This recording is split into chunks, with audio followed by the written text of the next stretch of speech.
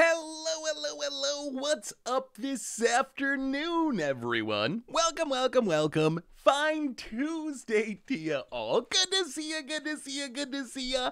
What is up? Swing for Zero, Silty Smacker, Random, Dank Group, Duka Buddy. How is everyone doing today? Hopefully, everyone is well. I know it's been so long.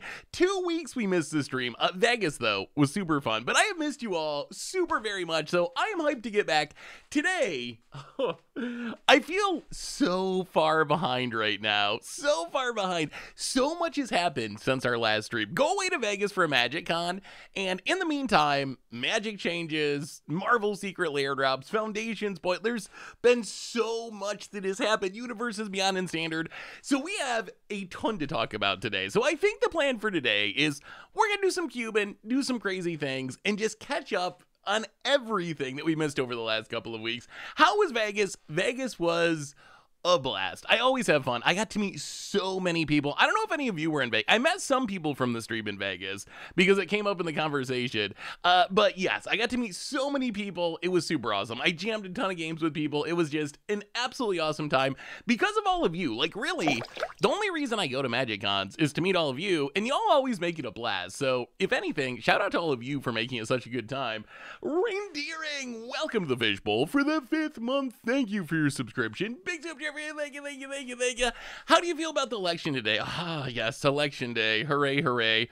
You should go out and vote. If you haven't voted and you're in the US, go out and vote. I voted early over the weekend, so I did my civic duty. But I would definitely encourage you to get out and vote if you haven't, if you're registered and interested in it. But definitely a good thing to do. So yeah, I don't know. I have no idea what to think about the election. We're not going to talk election. No one knows. Like, from every public bit of information we have, it's going to be an incredibly close election. We're probably not going to know for like days, probably. So beyond that, I don't know. Go out and vote. Like, it's the day to do that if you haven't done it already. So Yoda Man, welcome to the Fishbowl. Thank you so much for your subscription. Big super for you. Thank you. So anyway, today we're going to do some Cupid. We're going to talk about all the news, but we got to start with yesterday. So we got Foundations to talk about, which I like a lot of Foundation. We have so much to talk about, but we got to start with the biggest news, which, can I do a little rant before we start our cube? Just a little rant. So yesterday was Marvel Secret Lair Day. And this was a big deal, right? They have been promoting this Secret Lair drop for like a month since New York Comic-Con. It's Marvel. It's the first of this big crossover. They're changing Magic to make Universes Beyond standard legal. Every other's at Universes Beyond. So we get our first taste of this new world, right? This new world where I would argue, even though Foundations is named Foundations, at this point, I think Universes Beyond is the foundation of Magic, at least over the short term. So this is our first look at this new world where Universes Beyond is driving everything, and it was a disaster. There is no other way around the Secret Lair drops. I'm curious, did any of you actually get the Secret Lair drop? So my experience was this.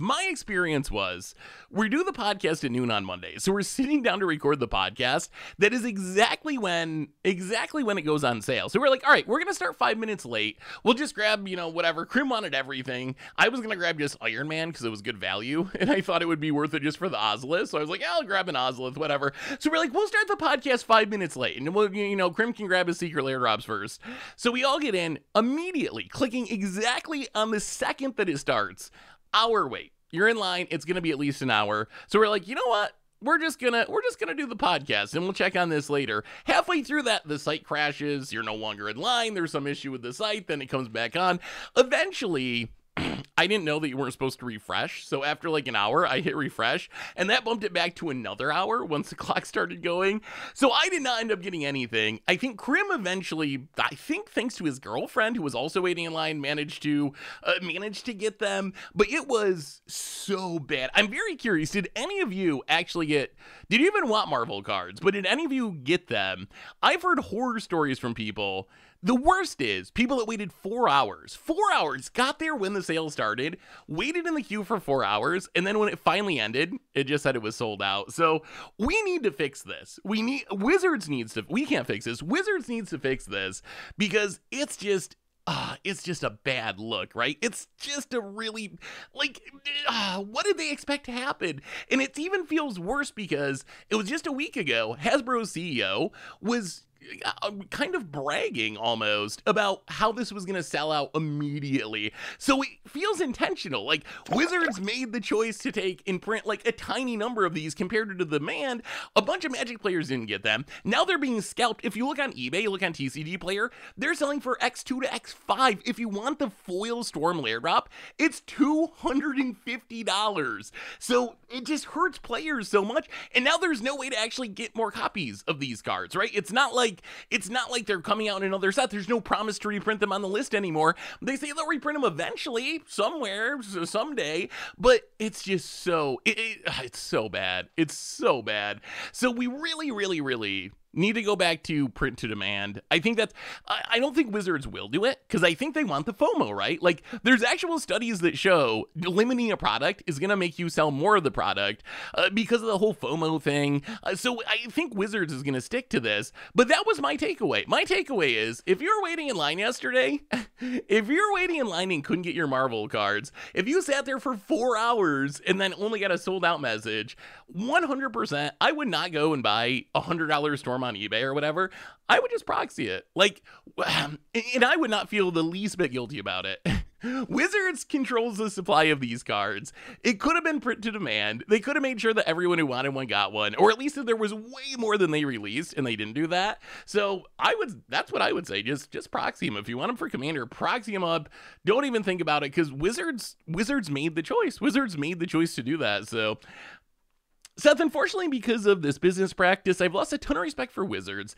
It happened with the Mystic Planeswalker drop. It happened with Marvel, the last big secret. It happens all the time. It happens all the time. Like, that's why I thought it was funny when we were talking about on the podcast that I think Richard was like, well, then, they're going to estimate the demand well. And I was like, if they did, that would be the first time. Like, traditionally, they don't estimate the demand well, which makes me think they're doing it on purpose. Like, I think intentionally, my thinking is this. My thinking is they want to be able to say it sold out. That the value of being able to go to other potential Universes Beyond IP holders and be like, hey, we want to make a set with your IP. Look at what we did with Marvel. Marvel, we sold that out in 2 seconds. We had people fighting on top of each other to get in this queue, to get our cards. It's a pretty good selling point. Plus, it's pretty good for investors, right? Chris Crocs is going to go up in the investor meeting, and like he was doing a week ago, and be like, we sold out Marvel in 2 seconds. Aren't we the best at business? Like, so I think it's all just intentional. Like, I think they are intentionally limiting the supply to make it seem artificially scarce and make sure that it sells out so they can use that as part of their marketing. And that doesn't even include the worst part of all this. And this also needs to be fixed, is apparently there were ways to jump the line. I'm curious, did any of you actually use one of the tricks to jump the line? I didn't know about this until after it was done, but because I was recording the podcast, but it turns out apparently there was like a link floating around that you could jump the queue and just get right into your cart and buy stuff and not wait for 4 hours. So people, like, you could set the clocks back on your computer apparently to trick the server into letting you get in an hour early. Like, there was all these weird tricks people were doing. So people who just honestly clicked at noon when the sale went and waited, they got jumped by people who were using these weird hacks to take advantage of faulty programming or whatever to be able to jump the line. So it was bad in every possible way. Hey Seth, I hate the idea of Universes Beyond in Standard. I wish Universes Beyond was more of just reskin cards, like the Marvel cards in Godzilla. I know you're not the biggest fan of either, but I worry about how much Yubi is taking over Magic. Thoughts? I have mixed feelings on that. Well, boy, that's one of the big pieces of news why it was gone. And I'm not sure how I feel about that. So on one hand, I've never been a big lore person, right? I don't really read the Magic stories, so I don't have this super big personal connection.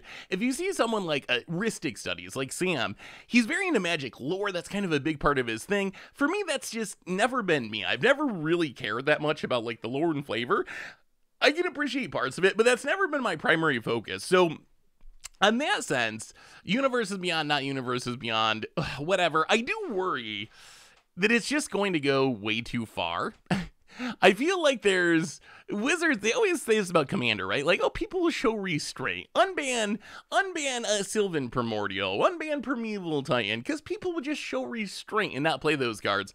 I don't really trust that Wizards has restraint. I think Final Fantasy is going to be fine. Even Marvel will probably be fine.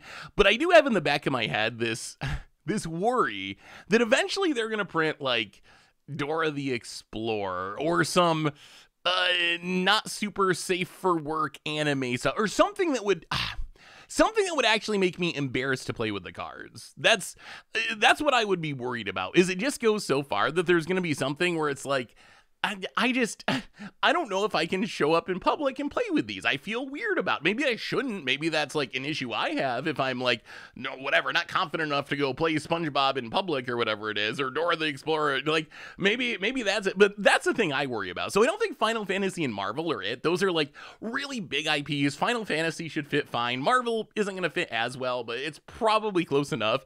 But I do worry that if we keep going down this path, there's going to be one where I'm just like, can I really do a YouTube video about Dora the Explorer? Like, can I do that with a straight face? Can I actually make, watch us go infinite with Dora the Explorer? I don't know if I can. So I worry that there's just like, they get to that point. Maybe that's the solution. You gotta put the not safe for work and SpongeBob together. That's the magic set we need. Universes Beyond SpongeBob's OnlyFans. Hey Seth, what's up? Since I do a lot of Explored Timeless, how Foundations will change the meta in your opinion? Is it worth it to play anti-meta in 2024? So I don't think that Foundations is going to change Timeless much. I do think that it'll have a impact on Pioneer. I think we'll see it in Explorer and Pioneer.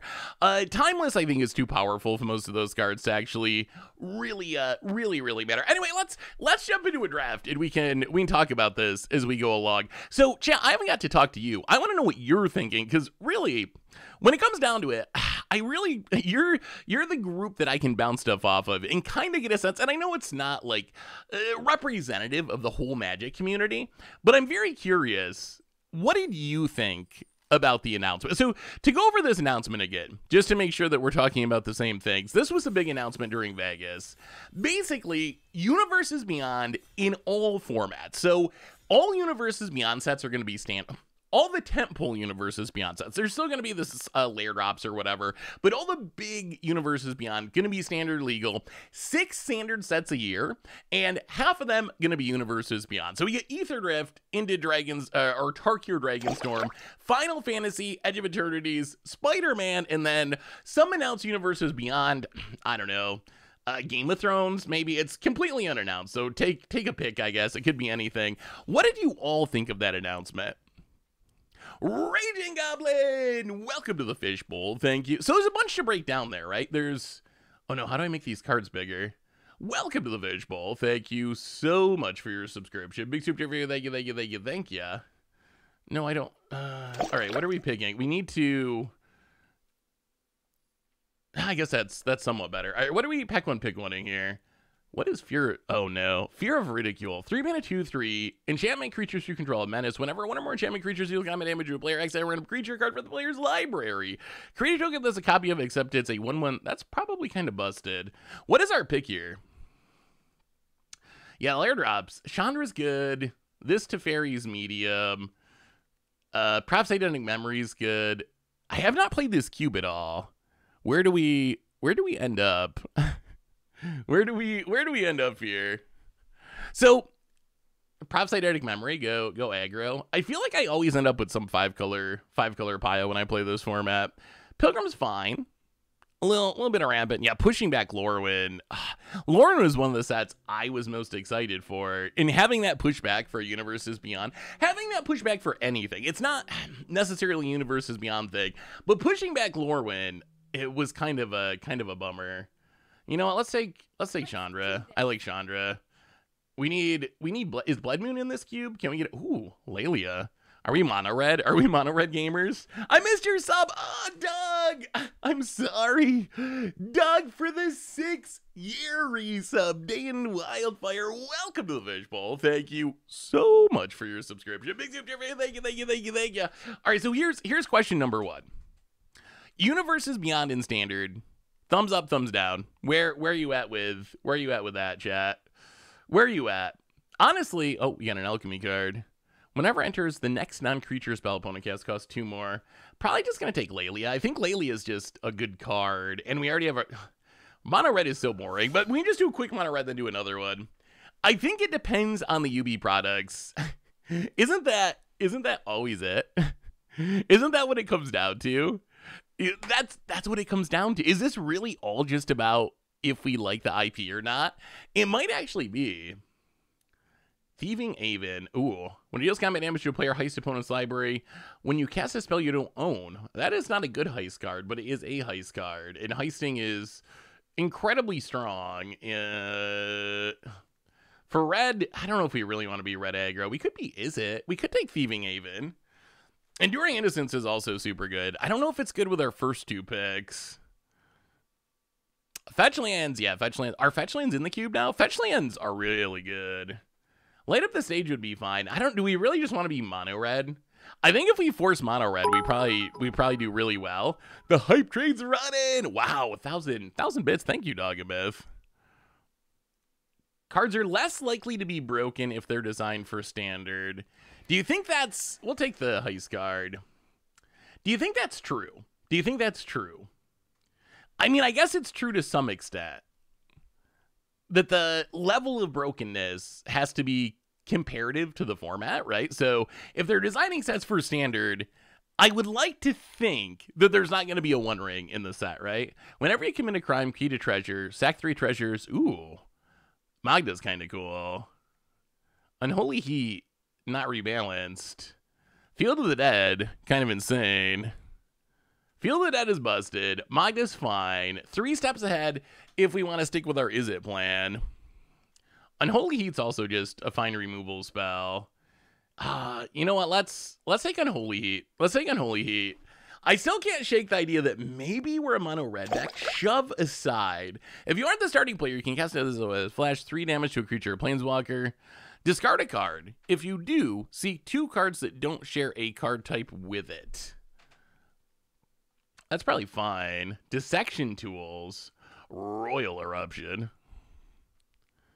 Dogboy Mark, welcome to the Fishbowl. Thank you so much for your subscription. Big super, thank you. My biggest concern with the announcement about Universes Beyond in Standard, it's actually not so much Universes Beyond in Standard. And I know that people are not going to like that answer. And I don't know. The Universes Beyond part, as I said before, I don't know if that part's the biggest deal. I do worry that there's weird extra pressures when it comes to designing Universes Beyond sets. Ugh. All right, we're going mono red. We're gonna be the dirty mono red players, and we're just gonna smack people, and then we're gonna do another draft. It's been decided. We're just gonna mono red it. DRC, that's a pretty good one. Yeah, it's on. My big concern, 6 standard sets is a huge number, right? 6 is just so many. Ooh, wow. Pilgrim Table. Prophetic Memory. Ooh, wait, the Fear Table, too. The Alchemy card. Probably because no one wanted to read it. Shivan Devastator? I guess Devastator's fine. Like, how do people keep up on standard when there's 6 sets a year? That's my big worry. Like, how do people realistically keep up on standard when there's 6 sets releasing each year? How do you join the format partway through? That's kind of one of my concerns about Foundations too. Ooh, only creature or planeswalker. Let's take Light Up the Stage. By watching MTG. Yeah, I mean, I appreciate that. Like, more watching MTG Goldfish is great, but it's more like, how do you keep updating your decks? How do you financially do it? Like, that's one of my big concerns, right? Ooh. All right, 3 steps ahead came back. We could still be Is It. We could still be Is It. We have 2 Is It cards that are good. Mikiri for the 81st month. Hey, Seth. Unfortunately, I feel like Cruel Claws Heist is probably good. Unfortunately, given the recent news, I've decided to leave MTG next year when Universes Beyond comes to Standard and Pioneer. I previously gave up my favorite format when Lord of the Rings came to Modern, and now it deeply unsets me that I have nowhere left to go. I won't return to the game unless the decision is reversed in the future, but that's unlikely. I've really enjoyed the past 7 years watching your content. Thanks for everything.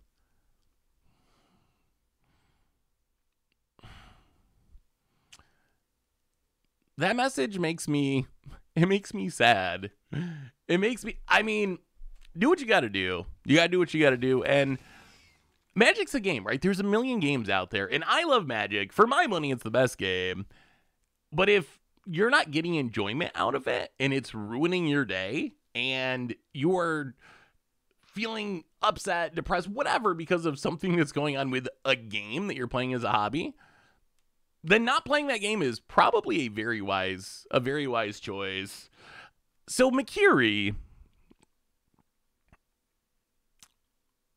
I guess the question I have is, why do you just not like Universes Beyond? Is that the Shredder seems pretty good if we're sticking to Is It? What about Time Warp? Is Time Warp busted? Time Warp's probably busted, but do we want Time Warp in our deck? There's no red cards, so we're either taking Ledger Shredder, Repulse is medium. I think it's Ledger Shredder or Time Warp. It's got to be one of those two. I don't know if I want to go into... Shielder's very good, but I don't know if I want to go into black. You know what? We can't... How do we pass up a Time Warp? Time Warp's just a busted card. Ooh, more Magdas. Ooh, Swift Spear, though. Oh, Smuggler's Copter. How aggro are we going to be? We're looking pretty aggro so far. You know, we're going to take Swift Spear, I think. I mean, so that's the counterpoint, right? To the concerns about Universes Beyond coming in Standard. Look at what Magic's IP is recently. Yeah, maybe I'll have to interview Mikiri, because I'm very curious, because I've seen people say, you know, I'm going to quit the game over this. But I always wonder how many people are actually going to quit the game, because we get emotional, we get riled up, and then, you know, we calm down. So I wonder how much that actually is going to happen. But that would be an interesting conversation to have. We're just going to take Swift Spear. I think it's the not the spiciest deck, but I feel like this, ooh, Zealous Conscripts. I do love some Zealous Conscripts. Also, Brainstorm. Ooh. But we don't have any fetches. Brainstorm without fetches is bad. I think we just take cons. Ooh, but Emperor Art Challenger. How good is Conscripts? Are people gonna take the Conscripts? I want both of these. How's our curve? 1/2 drop. Yeah, I think we're going to hope the Conscripts... You know what? We're going to take Zealous Conscripts. Hope the Emperor Heart Challenger tables. I think that's the most likely one to table. Pillar of Flames? Floodpit Drowner is fine. I'm still not sure if we're going to actually be in blue. Elf! For the 52nd month, welcome back to the Fishbowl. Thank you so much for your subscription. Big thank you. Cube, I will say that the Magic mechanics that I enjoy, it's Magic's mechanics that I enjoy rather than the story. UB should have been another Deckmaster game using mechanics, but I think it's fine overall. It does bug me that they're going to Standard like other IPs. I'm a huge fan of crossovers. Maybe, I'm different than some, but as long as the mechanics are good, I'll probably play. I mean, that's kind of mostly where I land on stuff. Like, if the game is good, I'm going to be able to deal with it. I think there are exceptions, kind of like, oh, wow, okay, so is it looking better now that there's an expressive iteration? Oh, Bone Crusher, though. Oh, wow, that art on the expressive iteration looks really good. I believe we have a new something. Let's see. Expressive Iteration or Bone Crusher? We have a new donation, Lucid! Seth, I wanted to say that I think you're great. Keep being amazing. You're the best content creator ever. Well, Lucid, I think you're great too. And I appreciate the donation. But even more than that, I really appreciate the super kind... the super kind words. So that would be my concern. Like, as long as the game is good, I can deal with it within reason. The hype drain is really... Oh, boy. All right. All right, this is going to be just a boring mono red deck, and we're going to smack people, and then we'll draft in... Oh, Sunspine Links! Sunspine Links! Oh, this... Oh, my God, a Muldrifter. I don't even know if we're going to blue, but we're taking Muldrifter. I don't even know if it's good in our deck, but we're taking... Ledger Shredder tabled? That does not seem right. Wait, 4 damage to any target for 3. Are we playing blue? That's the question. Or are we going to stop taking these blue cards? That's what we need to decide, like, right now. We're gonna go mono red. We're going mono red. We're going all the way. Give us that Magda. We're going to burn, and the Challenger came back. Being rewarded for doing the boring thing. So I want to see what McCurry said here. Delphi Guru, welcome to the Fish Bowl. Thank you so much for your subscription. Big super for you. Thank you. I really can't deal with the outside IPs in the game. I didn't love the direction of the in-universe flavor was taking, but this is a step too far from me. I made the commitment when Walking Dead first came out that I'd never buy a UB product, and I have stuck to that. That is completely fair. I think everyone's going to have a different line. Which is, you know, the red line, the line that cannot be crossed. For me, it's probably a little bit further than it is for you. But that's if your line is like, I don't want any Universes Beyond, that is perfectly fine. I will be sad to see you go, McCurry, because I've enjoyed having you around, and you've had some very good questions. So the thought of losing you from the community is sad. You're always welcome at the stream, though, even if you're not playing, you can always stop by and say hello. Yeah, I'm nervous about it. I think it comes back to the same thing that I said a while ago, that either Magic's going to blow up or it's going to blow up. Like, either this is going to be the best thing ever and we're going to get a ton of... Wow, Grim Lavamancer coming around. We're going to get a ton of new players. It's going to be just absolutely... We're going to look back on this in 5 years and be like, okay, like the game's doing better than it's ever been. Yes, it's awkward. We didn't always like the IPs, but overall this was a good thing for the game. Or we're going to see the people that come in for Final Fantasy and Marvel explode or implode, exactly. Or we're going to see people coming for... It is the Liliana Pact. I think we just take Shatter Skull Smashing here. I think at this point we're pretty dedicated to being mono red. Detective Phoenix is fine, but we're not that graveyardy. Collective Defiance. The other thing is we're going to have plenty of playables, so I feel like getting a land that's a spell is actually pretty good. With Hellrider. Also Mutavault. Mutavault might be even better. Hellrider's coming back. Hellrider's definitely going to table here. Oh, maybe we should have just splashed the Grenzo. Grenzo is busted, but this is a good pick. Okay, chat, what do you think about this one? Robber of the Rich, Screaming Nemesis, Pyroclasm, no. 4 damage to a creature, Planeswalker. Not Fanged Flames. Robber or Screaming Nemesis? Which is better? Hellrider's coming back. Hellrider's coming back. Nemesis? All right, we'll take Nemesis. Robber is also good. They're both good. Oh no. The Blackleaf Cliffs. We could have used that to splash Grenzo. What is this card? House Meld. 4-mana exile a creature.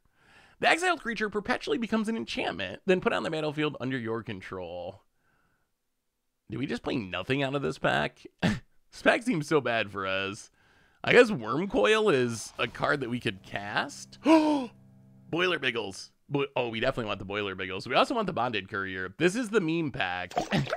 Boiler Biggles and the Bonded Courier all in one. Mecklesnow, welcome to the Fishbowl. Thank you so much for your subscription. Big soup for you. Thank you. The Biggles has arrived. Oh no. I I don't think we want Iron. What does this do? 2 damage to each creature in each opponent. Discard number of cards, draw that many cards. 4 mana, 4/4.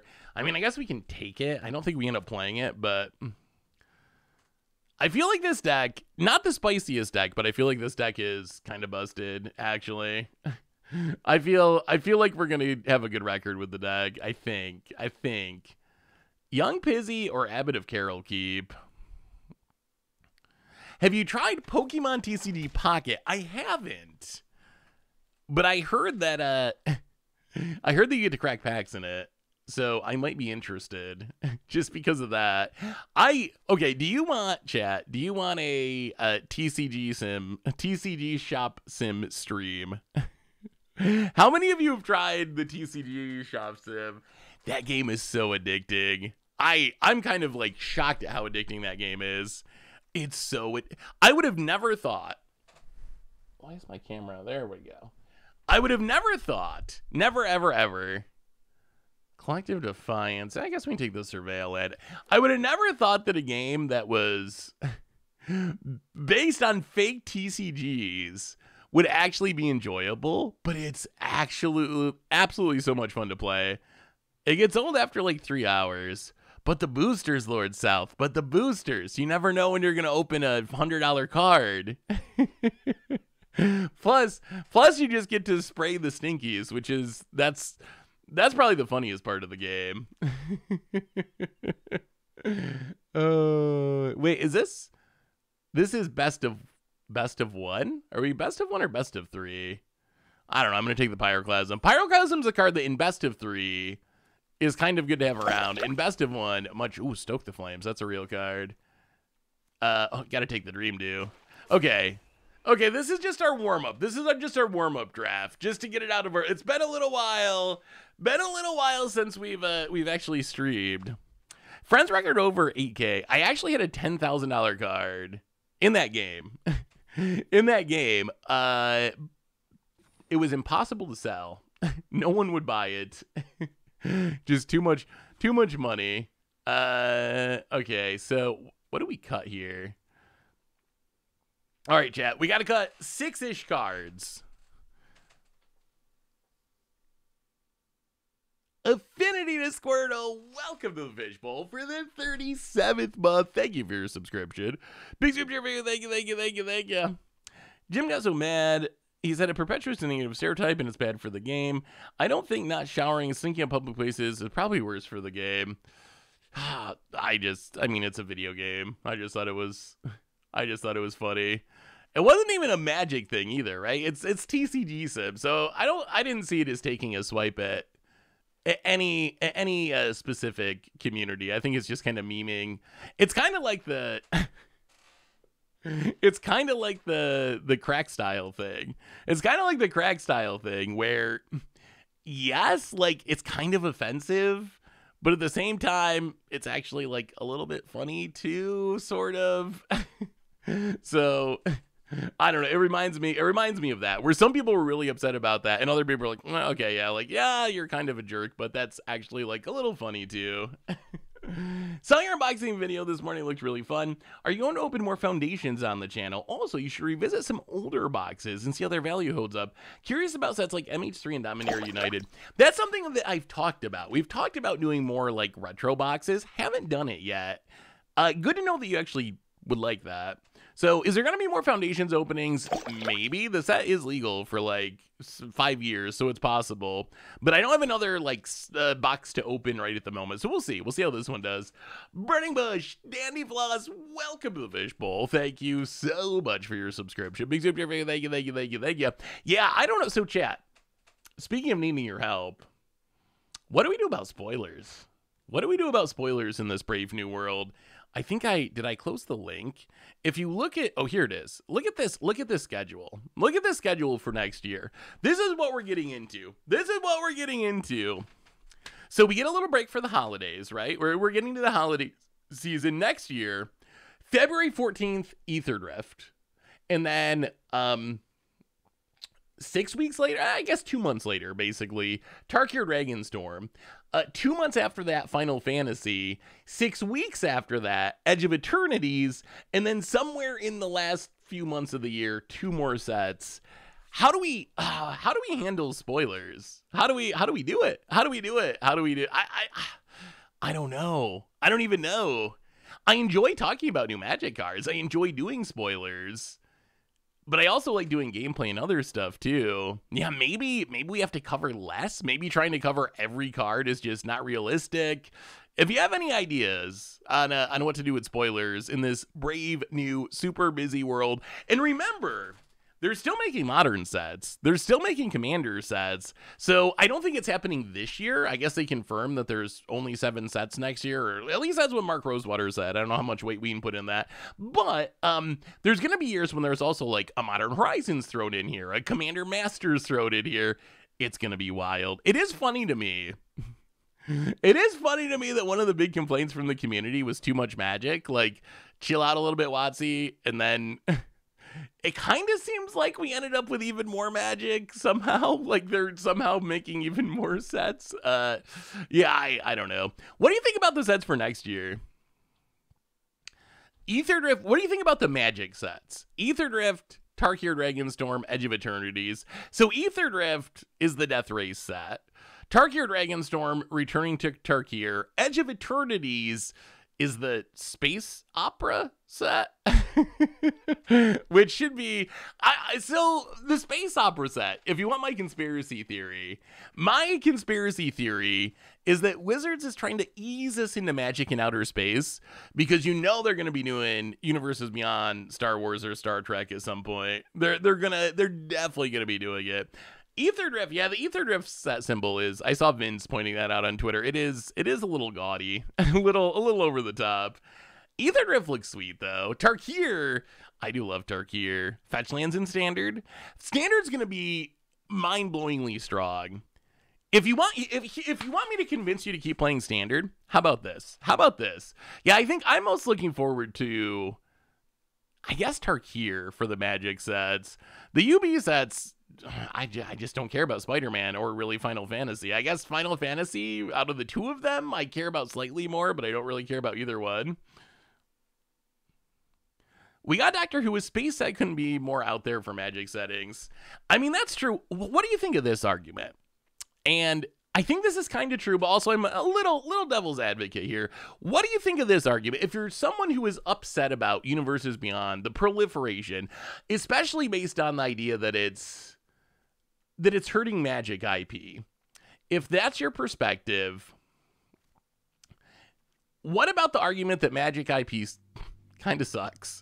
What about the argument that we're already getting Flibblethip and cowboy hats? We're already getting Kellen romping around the multiverse. We're already getting, detective hats. Like, every set is just Magic Magic characters LARPing on some new plane.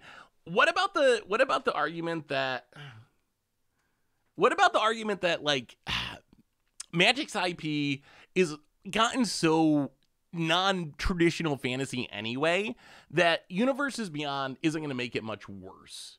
Is there any truth to that? I have learned not to read the Magic story. Again, I've never been, I've talked about this before. I come from the perspective when I first started learning to play Magic. If anything, the like fantasy art might have been a downside for me rather than an upside, where it was kind of like weird and kind of nerdy, and I didn't really grow up, doing the nerd thing. So if anything, I was like, whatever. Like, if Magic cards were playing cards, kings and aces and 2 of clubs, in the game was the same, I would have been just as fine with it. What drew me to Magic was how amazing the game was. Like, it blew my mind. It was like, this is like poker, but way better, and you get to build decks, and there's like thousands of cards. This is like the best game of all time. So that's what hooked me. It wasn't so much the like flavor or the lore. I just never really cared about that. I just cared about the deck, like how the cards played and how good the game was. I've grown to appreciate more of the lore as being a Magic player for 20 years or whatever it's been. Like, I've grown to appreciate it more, but I've still never been like a read the stories kind of person. Like, I'm not, F5ing the mothership, waiting for the new story to update or something. I just, whatever. I figure, like, The odds of Magic Story, this like Hasbro card game, being on par with like actual good art is just seems low to me anyway. And then there's been so many controversies. Jim, how's things going, Jim? Good to see you. I saw Jim in Vegas for just a minute, just a super quick minute. He was pretty busy, but yeah, got to see Jim in Vegas for a minute. Hope all is well, Jim. Thank you for the raid. Welcome, welcome, welcome, welcome.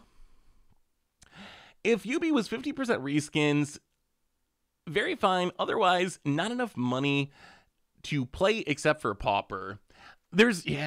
So the idea of Universes Beyond being reskins, I can see why that's appealing to players, right? Like, that makes a lot of sense. Like, they could do reskins. We really got to cut a couple of cards and actually play this deck. Chat, help me. Ghost Slice? 4 damage. 4 damage for 3 mana. That's got to be good in a dirty mono red deck, right? It's gotta, hey, thanks, Jim. Hope you had a good stream. Thanks again for the raid. Cut an expensive card in a land. We can't cut Boiler Biggles. That's a reason we're playing this deck. I guess we could cut, I don't want to cut Conscripts. I like Sphinx too. So we have 17 lands. 17 land seems fine. What's our worst card? I kind of want the Bobble to go with the DRC and the Unholy Heat. Maybe Devastator? Devastator might not be necessary. Can we go 16 lands? Is it possible this is a 16? Man, I feel like we get so punished if we go 16 lands. All right, let's go down the Ghost Slice, I guess. Actually, maybe Stoke is worse. But we kind of want the burn. How bad is Lynx? Is Lynx actually that bad? It seems so funny if you get someone, though. Oh, yeah, I guess hand smoothing. That's a good point. I always forget in Best of One, you can cheat on the lands a little bit because they're going to give you good. All right, let's run it. Let's run it. Cut Stoke. You gotta do some stoking. I feel like the burn's going to be powerful. How about this? How about this? So here's my argument for Standard being good. With all the Universes Beyond stuff or whatever, this kind of came to me when we were doing the podcast a couple days ago. I miss like the glory days of Modern. What for me were the glory days of Modern, like 2015, 2016, like that era of Modern. Do you think they're trying to turn Standard into that? Just looking at Foundations and looking through the reprints in this set, like looking through the archetypes they're trying to support, thinking like, oh, like we can play Burn now with Boros Charm and Lightning Helix. Oh, we can play Elves with Elvish Archdruid and Llanowar Elves. Even like some of the janky stuff, like Angelic Destiny was one of those kind of iconic cards from Standard 15 years ago. Maybe this is all going to end up in a really good spot. Like, discounting lore issues. Like, I totally get that. Even though lore isn't my thing, I totally get why someone would be like, I signed up for Magic, not for SpongeBob, so, you know, I'm done with this. Perfectly fair. But discounting lore, gameplay-wise, is there any chance it ends up being awesome? And that Standard and Magic's actually, like, in an even better place because of this? I feel like there's a chance. Are we up against a control deck? Ugh. More lands. Okay, maybe 16 lands is too many even. Laelia, opponent. Oh, censored. Oh, this is gonna go bad. I agree the game mechanics have been what consistently brings me back to Magic, but even for casual story observers, there's a downside to Magic moving away from its original story. It means fewer epic moments like War of the Spark. It means fewer characters for Magic that doesn't have to fit in existing boxes like Nicole Bolash, Alice Nor, Nib Mizzet. I would agree with that. Oh, this is just like all the color control deck. I think that's true. There's certainly a cost.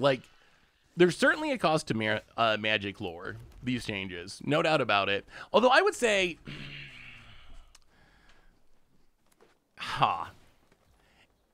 in a perfect world, I think you would rather be Marvel, right? Where your IP is so strong that Magic and or other games are coming to you and are being like, we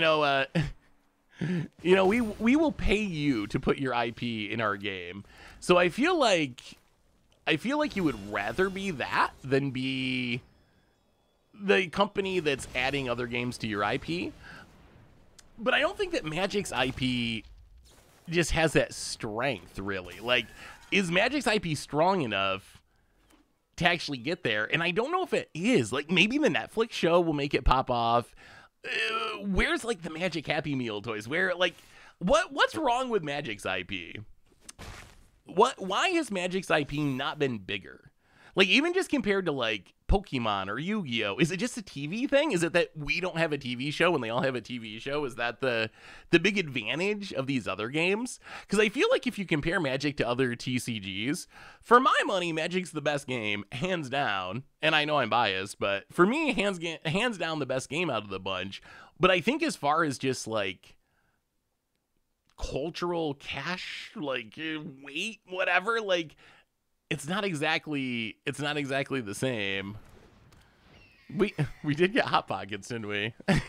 We did. In IHOP, we got Liliana pancakes, except you couldn't use your coupon from the Magic Con on them because they were not included. They were not included. Magic's IP isn't more popular because even Magic players don't care about it. Arguably, having McDonald's toys is not a signal of strength, but a weakness. Interesting. So you think it's a desperation move? That's something you do when you're just, like, on the way out? That's fair. That's fair. So what do you think? Give me your guess. Give me your guess as to what the unannounced Universes Beyond is. Because we know, beyond a shadow of a doubt, next winter, next fall, TBD UUB, we know it's coming. Any predictions? Well, let's go to combat. Attack with a Bone Crusher. Opponent's going to do a little chumping. Oh, wait. What is this fake card? When it deals combat damage to a player, draw a card. When you draw your third card of a turn, conjure a Mox Emerald into your hand. Do we need to kill things? Do we care? Let's just pass for now. We have a new donation from Lucid. Seth, I've been playing more Cube lately. I have a story from 2 players. One was new to Cube, but they had a smokestack with 4 counters. I looked away for a bit, and then there was nothing but a forest on the board. 7 turns later, they won with Soul Conduit. Wow. Cube is so awesome. Cube is so awesome. About it. That is spectacular. What a game. What a game. Star Wars or DC? What? Can you even do a Fortnite Universes Beyond? Isn't Fortnite already Universes Beyond? Star Wars, something that Disney owns. Disney owns Star Wars now, right? What booster box should I buy? I would say right now, the best box to buy, I would say, is Foundations. I would say Foundations because Foundations is going to stick around for a long time. So I think just based on longevity, I think it's worth picking up. Value-wise, I don't know if it's quite as good as Dustmorn, but I think long-term, they're good cards to have just because you're going to be able to use them for such an incredibly long period of time. I feel like this might be slipping away. Spend burn on a Ledger Shredder. Opponent loots. They get rid of our Bone Crusher. Maybe we did this wrong. Maybe Mono Red is bad. Maybe it's bad. Also, I forgot to do our reminders. Replay YouTube. This we find all the old streams, including this one in the future. Normal YouTube. Tons of stuff coming out on there. And a shout out to our sponsor today, Card Kingdom. If you need some magical cards, you can get them over at cardkingdom.com/MTG Goldfish. If Wizards cared about and invested effort and money, it could be awesome. Weatherlight Saga has some insane stories. First Magic novel is sweet. If a little generic fantasy, Brothers War Phyrexia has some really cool background. I think that's true. There have been good Magic stories. Not a lot of them recently, although I've heard that maybe they've gotten better. Lynx. Not enough. Yeah, maybe red is just bad. All right, we'll play the Lynx. Hit ya. Down to 8. Pass the turn. We're so close. No, I don't think red's bad. I think, well, Maybe red's bad. Maybe we just got to be taking the big splashy stuff. Maybe it's too boring. When was the last good Magic lore? Great Magic lore, though? Because I know, like, Brothers War is iconic. Like, some of the stories from, like, the 90s were really good. What about more recent? Has there been any bangers recently? Seth, my gears are slightly grinding. Here in Wizards, Richard give Wizards the easy pass on all changes. I don't trust Wizards to all the points you talked about. I trust you guys because you want to talk about how to fix it without profit. Going along with the corporation just sounds wrong coming from the head fish. Yeah, I mean, Richard's take on stuff a little bit different than mine. I'm way more skeptical of Wizards. Honestly, here's the thing. With me, it's not really Wizards. Like, it is Wizards. It is Wizards, but it's not specifically about Wizards. I'm just very distrustful of corporations in specific, but authority figures in general, like all that stuff. I'm naturally distrustful of people in power. So it's very easy for me to be skeptical of things that Wizards does, in part because I always tend to be skeptical, and in part because I've been dealing with Wizards for a long time. Not everyone has those same experiences, though. So other people have different takes on it.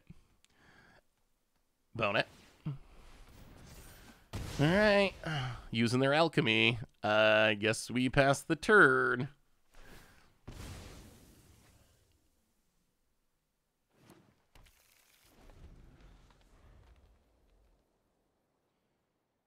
The idea of being so mad at Wizards is exhausting. I understand your approach, but fight the man approach, man, it's cardboard.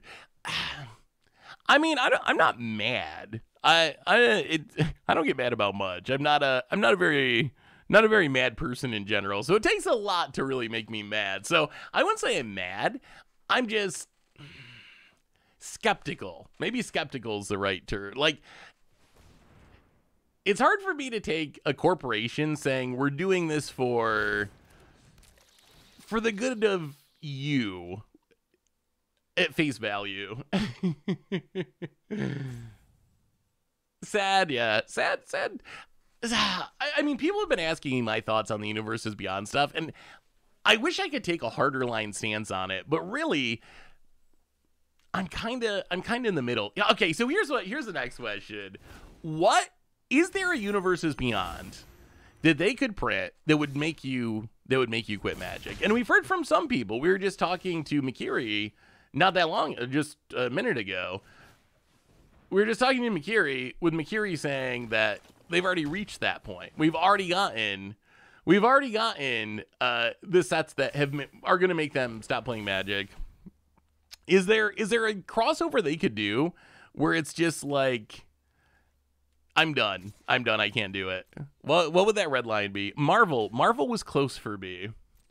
Interesting. Marvel, it can't be that bad, right? I don't know Marvel, but it's like super popular at least. It's iconic. Twilight, My Little Pony. Those are the ones that would be hardest for me, I think. Is something that I think of as like something that I actually think of as a kid's game. I know we like to meme about like Magic's a kid's game. Really though, wait, why do they have our Layla? Do we alchemied in some way? Why is this Layla attacking us? What did I miss, chat? What alchemy is this? Oh. Wait, is the right way to play this just draft the alchemy cards because they're busted? Whenever it enters, return target creature from your graveyard to your hand. If it was kicked, conjure a duplicate target card in an opponent's graveyard. Yep, that thing seems busted. Johnny. What a beautiful day, brother. And Mountain. Well, all right, regular bag buster. Okay. So what we learned from this draft is we need to just snap off alchemy cards. Anything lewd. Lewdness would be a concern, although I don't know how much of a concern that is for Wizards. Like, do we really need to worry about Wizards? Do we really need to worry about Wizards doing something that's too lewd?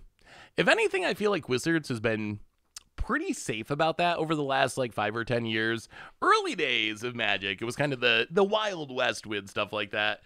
I don't know. I would be surprised if we got to see like, I don't know. I think it's unlikely that we see something too lewd come to Magic. If it does, then I'm going to be really worried. If we start to see lewd stuff, because not only would that be like an issue for people that could keep people out of the game, but then that would mean to me that Wizards was really willing to do just anything for money because they know that that stuff's not something that's like normally part of their game, and they try to stay away from that. And if you start doing that, that would just be like, all of our morals are out the window. We're just going for the cash. So that would be scary, but I think it's unlikely that we end up there. Let me look at this. What was this deck? Hey Seth, I've been brewing in Modern with Scrawling Crawler and Razorkin Needlehead into various puzzle box. Was wondering if I could get your thoughts. Yes, I would love to. I am interested. All right. Well, let's just bobble. Bobble, take a peek. Let's see what we're doing. Apparently blue. Blue good. Red bad. Okay. Maybe red's not a cheat code in this cube. Rakdos Puzzle Box Psych. So Bowmasters, Needlekin, Scrawling Crawler, Burning Inquiry. Oh, it seems so fun. It's gonna be why Dispossesses for the One Ring? Is that the hope? So many threes, no twos, all the threes. I feel like this is looks really fun. I don't know how competitive it'll be. It's very hard to make decks that are based around giving your opponent's cards super competitive, but it seems like this would just be so fun to play. So many ways to deal damage as you're drawing cards, averting inquiries. I like the idea of it. I wonder if you could make it a Hollow One shell. Hollow One like kind of cares about, maybe there's some hybrid like Hollow One shenanigans, but yeah, I like the idea. It looks super fun. Tamio. Hey, Lava Spike! Thank you for the coffee, Lava Spike. I appreciate it. Lava Spike, one of a mod for Crimstream, I believe, made a couple coffee runs in Vegas. Very good coffee. This special coffee. I don't even remember the name of the place you went to, but they did make very good coffee. Did you hear about J-Bro passing away? Yeah, that is very sad. I didn't really know J-Bro personally. So I know J-Bro just as being another member of the Magic community, know of J-Bro. I don't know if I ever like had a super personal relationship. I don't even know if I ever met J-Bro honestly in person. I'm sure I've interacted with them on the internet, but yeah, that's very sad. J-Bro's a longtime Magic player, was big into CubeCon, was one of the founders of CubeCon, was very involved with CubeCon at least. One of the Magic Online Cube leaders. If you ever look at like vintage Cube on Magic Online, who's winning the most Cube drafts any given season, probably going to be very high up on the list. All right, Rebalds, sure. CEO, that sounds right. CEO of CubeCon. Also, like, I believe whoa, jeez. I believe into politics locally, right? With an alderman or something in Minnesota. Let's talk politics. Yeah, probably not talking. We have enough drama in Magic that we don't need to get into politics. other than to say, you should be voting. You should be voting. Oh boy. Well, Lelia. Go to combat. Attack the Jace. Hit the Jace. Play Mutavault. Play the Challenger. Maybe our deck's just too weak. Like, maybe the idea of being aggro with red is just not a good one in this cube. Maybe we just gotta draft all the big bomby stuff. We're gonna have to do like a five color pile, I think. How about a deep dive into New Capenna lore to celebrate Election Day? I'm the worst person for that. Oh, about it. Elspeth conquers death, going to continue killing our stuff. And cracks a fabled passage. Well, we can play an Abbot of Carol Keep. Play a Mountain. Fire up a Mutavault.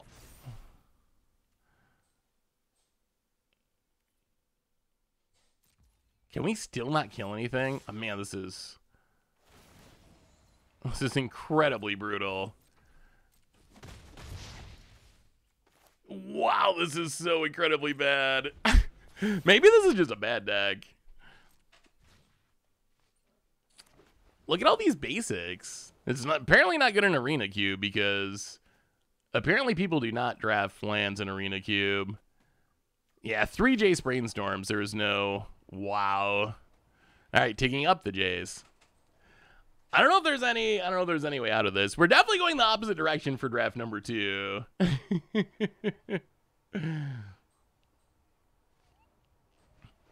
Wait, what is the political lore of New Capenna? Propsidetic Memory to draw a card. And Snapcaster Mage for a Repulse.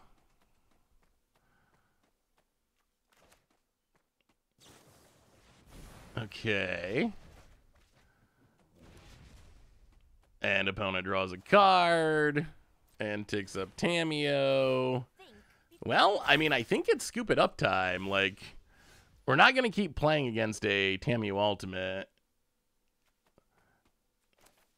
Our stuff's getting severely taxed. So we can play a Swift Spear. Man, this has been a nightmare. This has been so bad. Discard, discard. Can't cast Royal. Yeah, sure. All right, fair enough. How do you feel about the changes to assigning... You know what? Screw this deck. Done. Done. All right, we're going to draft a real deck. No, I'm not even thinking about it. Not even thinking. Resign. Mono red. I don't even know we tried. It's because we were too busy counting about other things.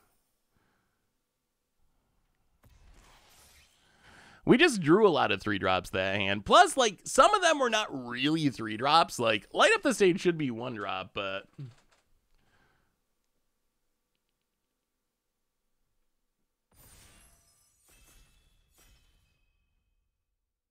Good time to... Oh, I do have to show off the rat.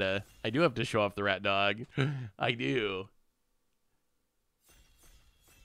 How do you feel about the changes to assigning combat damage, starting with Foundations? Do those changes actually matter? Like, do those... So I'm curious. I've been thinking about this. Well, okay, we said we're going the other direction.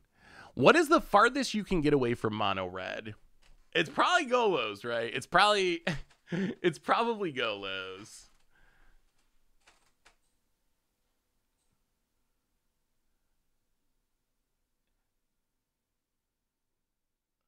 Yeah, I feel like the more I think about those changes, the more I feel like it's just not actually gonna... Like, there's gonna be different synergies, right? You're gonna have... All right, is there anything else even worth considering? So Wandering Emperor's good. This is Alchemy, so it's probably busted. When it enters, for each creature your opponent controls, conjure a stab wound onto it. Oh, so it's just like a weird Massacre Worm, all right. I mean, I think we're taking Golos. Ill-Timed Explosions would be good on the wheel if we're Golos. Agent of Rafine, choose an opponent, conjure a duplicate top card of their library into your hand, it perpetually gains, blah, blah, blah. Okay, that doesn't seem that good. All right, we're just taking Golos. We'll go from there. We're a Golos deck. Yes, it matters for damage increasing effects with multiple blockers and damage toughness reducing sweepers. Yeah, so I think there's going to be times when it matters, right? There's going to be times when you have a Pyroclasm in hand and being able to split up the damage between a bunch of creatures is a lot different than having to send all at one and then all at the next. So there's going to be times when it matters. Nantucket? Nantucket is the first thing I thought of. Agent is busted. Wait, what agent? Oh, in the last pack? Yeah. I think we just take Nantucket here, though. What does this do? I gotta read all these alchemy cards. Oh, it's kind of like a weird Snapcaster. All right. Well, I mean, Nantucket works well with extra land drops, works well with Golos. Now this is a tough pick. Fetch land number 1 is probably just the correct pick. It's so boring. It is the boringest, but it's probably correct. Just to snap off any fetch land you can see. Uro is so perfect for this deck. Also, Teferi is kind of incredibly busted. I think it really comes down to Uro or fetch land. I like Maze Mindstorm. Kaido's fine. Magma Opus is fine. It's really these two. With Teferi number 3, I think 1A, 1B, and then C is Teferi. All right, we'll take Uro. We'll take Uro. I do think that being 5 color, taking lands is going to be important for this deck, but Uro's so good. How do we pass it up? Now we might be able to start taking lands. Lutri. I mean, Lutri is literally a free roll, right? Isn't Lutri just busted? It's free companion. Why would we not want a free extra card in our hand? I mean, I think we have to take Lutri because Lutri's okay. Now we can start picking lands. Except there's a Mana Tithe. Oh, it'll come back, right? Does anyone other than me love Mana Tithe? Probably not. Can we take Commercial District? At some point, we got to start picking lands, or this is going to go very wrong. Warzone Duplicator. When it enters, return a creature opponent controls with power less than its power to its owner's hand. If it wasn't a token, conjure a duplicate of it to your hand. Goose is also good, but I think I think I just need to take a land just for. I love Mana. Mana Tithe is one of my all-time favorite cards. I love Mana Tithe so much. Oh, we got to do it. We got to do it. We got to do it. Now we can start Actually, what if we don't start taking lands and we just take Dryad of the Ilson Grove and draw that every game? And then, I mean, I can't pass Mana Tithe. I can't. Once Upon a Time's good. What does this do? When it enters, or another permanent you control named it enters, Manifest Dread. 5, conjure a card named it onto the battlefield. So you can pay 5 to Manifest Dread? That seems horrible. Well, 2 to Manifest Dread. I guess it's not that bad, because the first one's 2.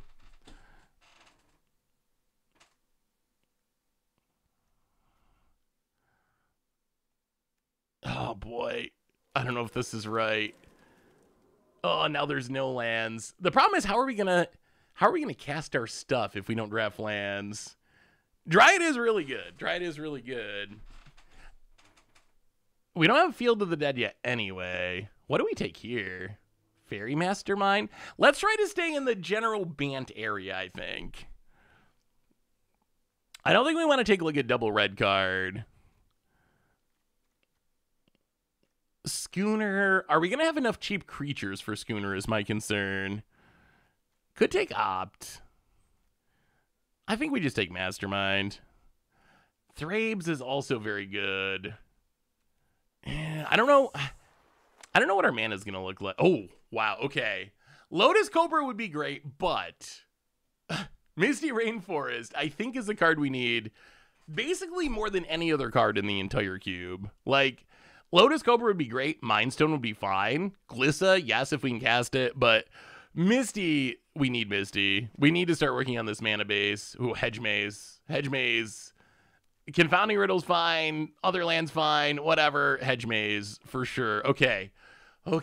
We might actually be able to cast spells. We might be able to cast some of our spells. Huh. Now what? Now we can start thinking about other things. Put X+1/+1 counters on a creature you control, then counter up to one target spell unless the controller pays mana equal to greatest power among creatures you control. I mean, that's good if we have like a Uro out. Yeah, we'll just take the red mana.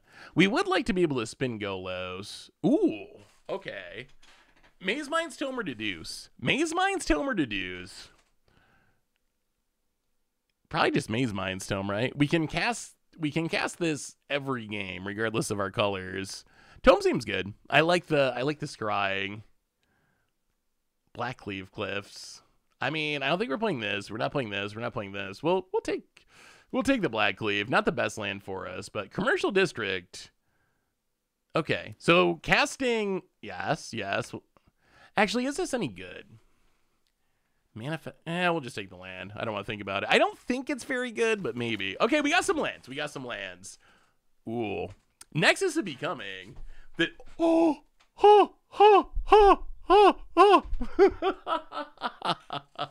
We did it. Okay. So Windswept Heath would be pretty awesome. I don't even know what this card is. Alchemy card. Expressive Iteration's good. Nexus of Becoming has become one of my favorite cards. Nexus of Becoming so sweet. Unfortunately, there's 2 fetch lands in this pack. I would take Nexus of Becoming just for the value, but I mean, we got to take Field of the Dead. We already have a bunch of lands. This will reward, like this. It's so good. How do you beat a Field of the Dead? And we have Golos to tutor it up. Ooh, fetch land. That's a fetch land. I want the Brainstorm. But I think we have to, any fetch that we see, unless there's like a legit bomb, I think we got to take the fetch. Fetch? It's got to be. So Brainstorm would be good. 3 Steps Ahead would be fine. Guardian Idol's fine. I don't know. Toby or Questing Beast probably fine, but I think it's easy Scalding Tarn for the mana base. Ooh. Okay, this is actually interesting. So, this pack, we get a Triome, which we can get with both of our fetch lands, and adds a couple of meaningful colors of mana. There's also a Dream Dew Entrancer, which is pretty good. There's also a Great Henge and a Reanimate. Ooh, or Command. Interesting. Calling against Command is good. Our mana is getting to the point where we can cast it. I feel like I really want Triome or Dream Dew. Henge, are we going to have enough big creatures? Actually, are we going to have enough playables? Are we getting to the... Do we need to stop taking lands to take playables? We have drafted a lot of lands so far. Reanimate's so busted. You know what? I'm going to take the Triome. I think it's correct.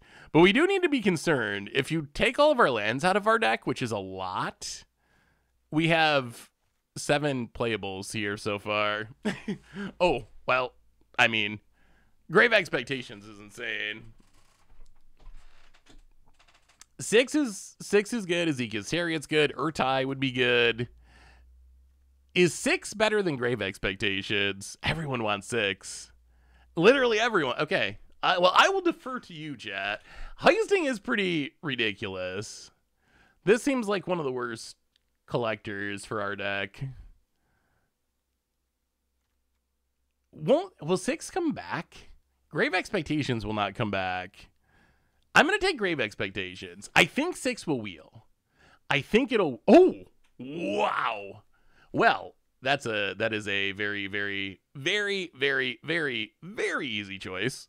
That's prime time. That is a prime time to go with our Field of the Dead Golos deck. I mean, so Maelstrom Pulse would be... We do want some removal at some point. Metamorph is good, but prime time is like about as good as it gets right there. Oh. Huh. So how does this alchemy card work? 4 mana, 2/3. Search your library for a basic land. Cost 2 less if there's no lands in hand. A Ganja would be fine. This, I don't want to think. Some sort of Convoke spellbook thing. Ornithopter? Is that better? I think Cultivator's better, right? If we want to go ramping, I think we go Cultivator. Yeah, let's say Cultivator. I'm actually not sure if we can play snow-covered basic lands. What does this do? Add a mana of any color.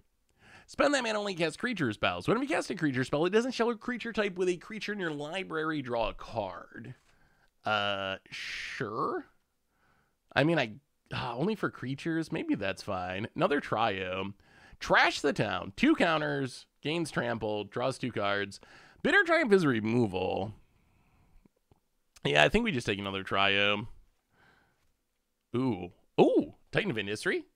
Titan of Industry. Ooh, Knight of the Reliquary. Knight of the Reliquary? I think Knight of the Reliquary might be fun. Do we care about getting lands in our graveyard? It's another way to find Field of the Dead. Titan is also good. We do need some removal someday. Yeah, okay, we'll take Titan. We'll take Titan.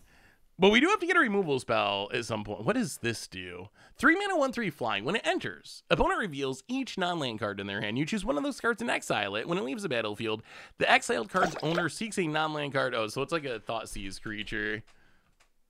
Expressive iteration. Oh, Nissa. Deathrite's also good. Oh, I don't know if we can head Shredder with this one. Rorik's Venture, welcome to the Fishbowl. Thank you so much. We have like nothing here, do we? Thank you so much for your subscription. Big soup cheer for you. Thank you. I guess Head Shredder? I don't even know if we want to play Head Shredder, but we'll take it. Ooh, Dream Dew came back. All right, let's look at our curve real quick. Let's look at our curve. Oops. Back. Oh, we do need more 2s. I'm still going to take Dream Dew. I love Dream Dew. Hey, 6. It came back. 6 came back. Okay, that is huge. I mean, I think we can be a Tribal Flames deck. Maybe that's one of our removal spells. We're going to have a lot of land types. We'll take the Flood Pit Strouder and trash the town to the sideboard. All right, we're getting there. We're getting there. Ooh. Wow, this pack. Does this pack have anything good in it? What is the alchemy card? Being a come out in your turn. They really like putting alchemy cards in this cube, don't they?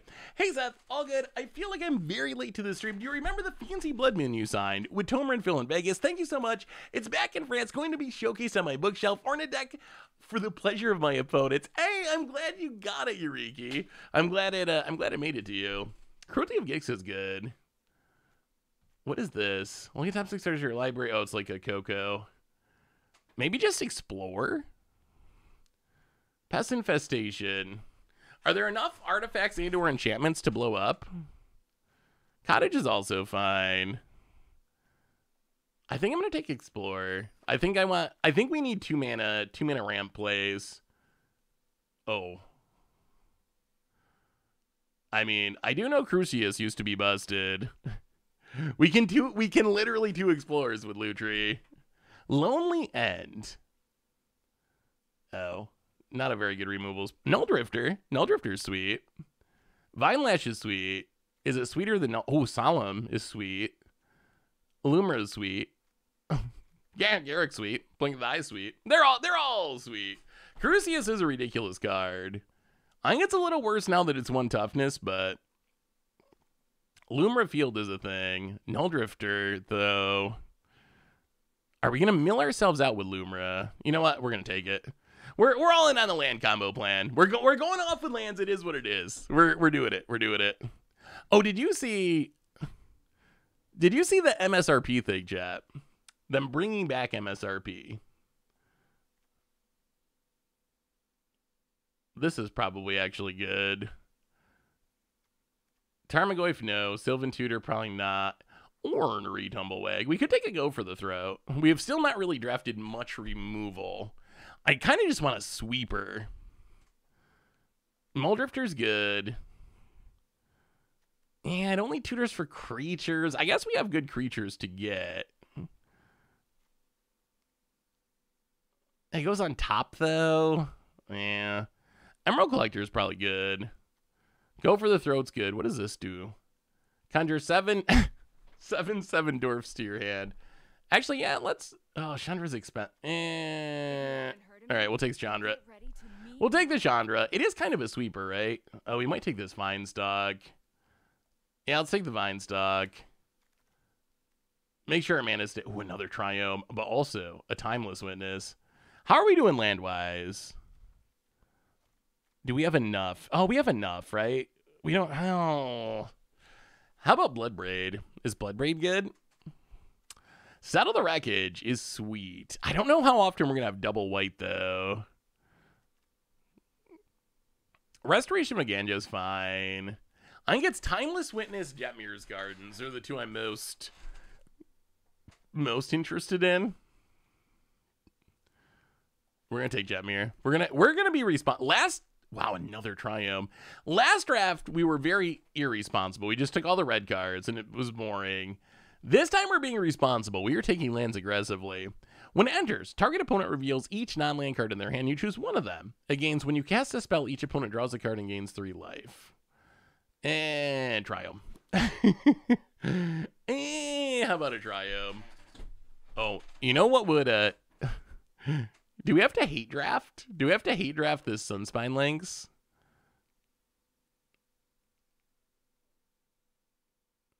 Oh, is this card insane? Turns a non-food into a food? Mystic's good. Mystic is fine. Yeah, we can take the Mystic. Lands for days and a Boiler Biggles and a Cold Seal. Do we want? Ooh, wait. Brain Surge? Draw 4, put 2 back, and we gotta take Brain Surge. We don't really have card draw. Brain Surge seems really good. We got a bunch of fetches. I think it's gonna be really good in our deck. All right, this is more my kind of cube draft. Maybe we just say Cruelty of Gix. Wow! Wait, is Crucius not? Oh, or Vine Lash. All right, chat.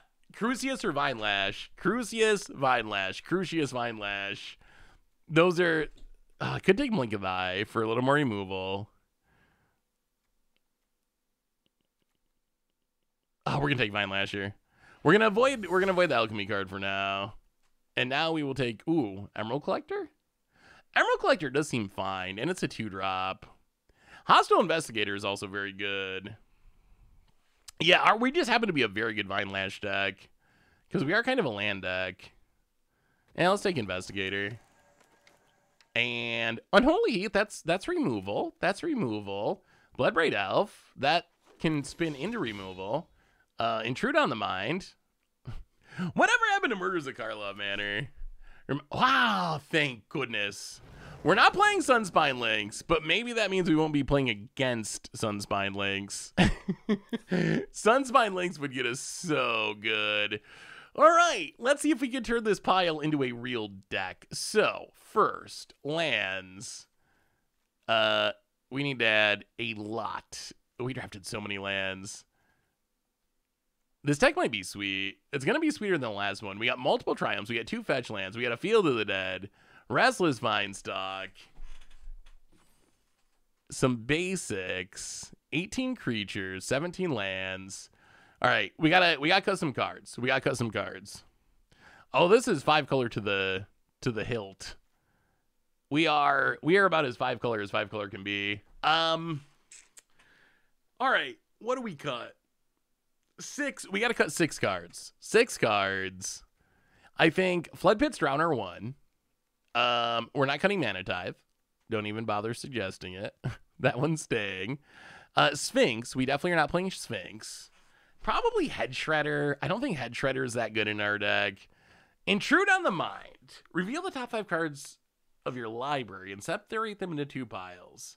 Opponent puts 1 in your hand, the other goes to your graveyard, and then you get a Thopter.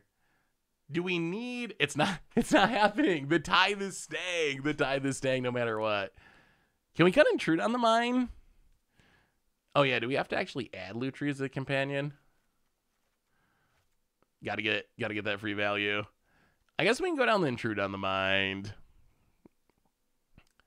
This is where it's getting tough.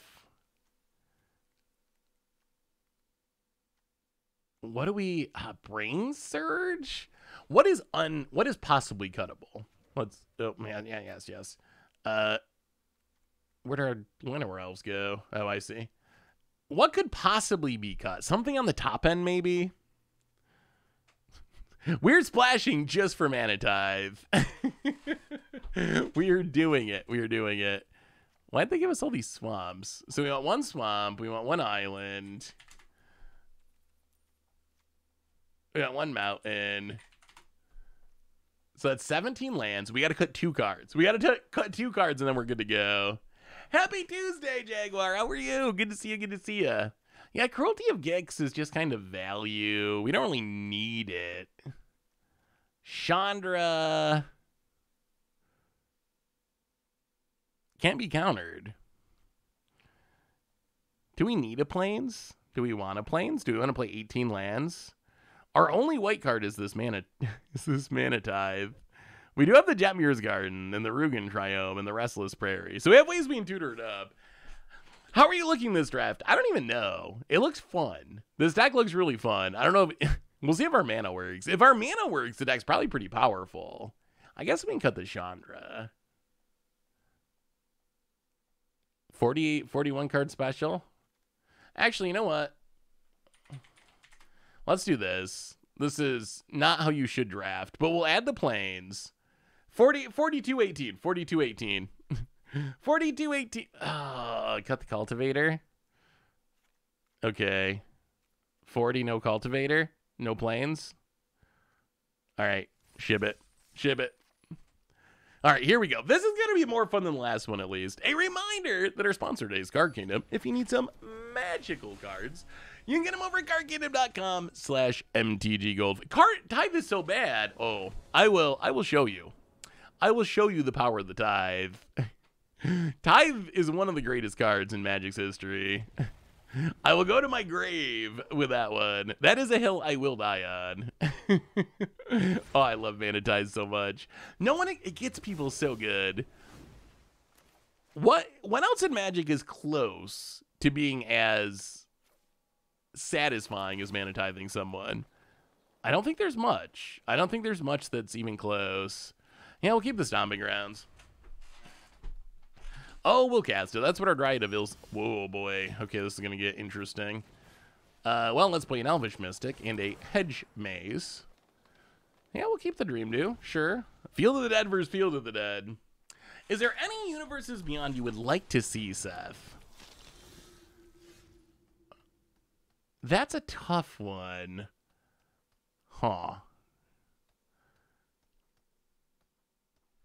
Do we want to kill this? We could just, like, Bloodbraid. Bloodbraid's more value. We could play this. Oh, actually, this probably makes the most sense. So, play Dryad of the Ilson Grove. Oh, does this work? Because we're going to need to fetch red, green, blue.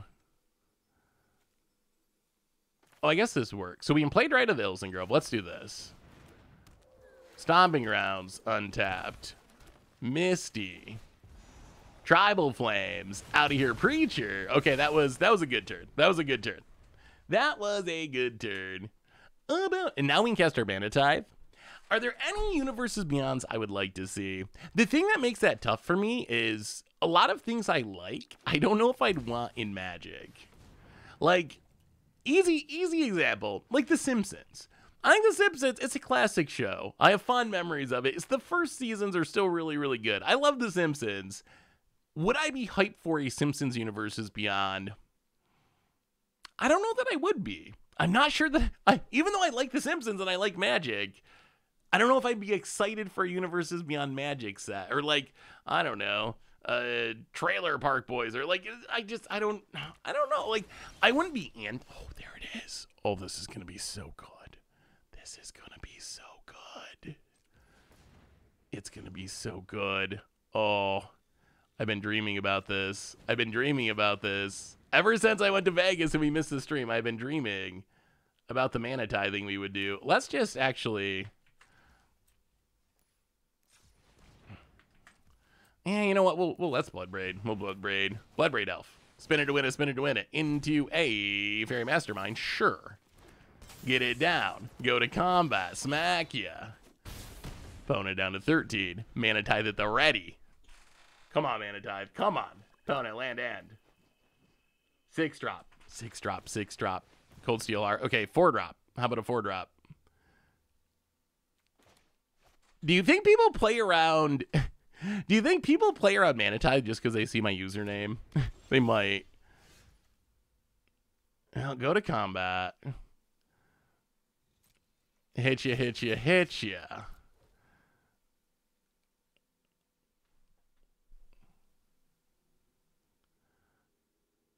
Oh, opponents. Horned Lock Whale are Dryad of the Ilson Grove.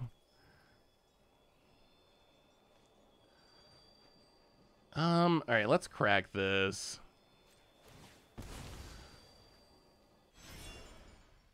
Oh, awkward. Awkward. So we had Jetmir's Gardens. Rugrin Triome? Red, green, blue, green. White, blue, red. White, blue, green. All right, let's take the Rugrin Triome. Opponent, gonna get rid of our Dryad of the Ilson Grove. I think we just put it to the bottom. So we hit our opponent down to 8. And then just grab Lutri and see what happens. No, we're shields down, though. We're shields down. Celebrity Universes Beyond. We already have Jeff Goldblum. Want to see Ryan Reynolds and Steve Martin.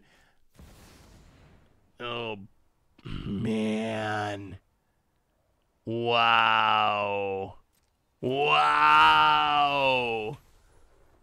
Oh, no. That's so bad. We had the mana to counter it too, but our opponent got us with that silly Hornlock Whale. I mean, thankfully we have the Dream Dew, so we can tap it down, which maybe is enough. Opponent draws a ton of cards. Oh, much less likely to be enough. And they have a Noxious Gearhulk. Ugh.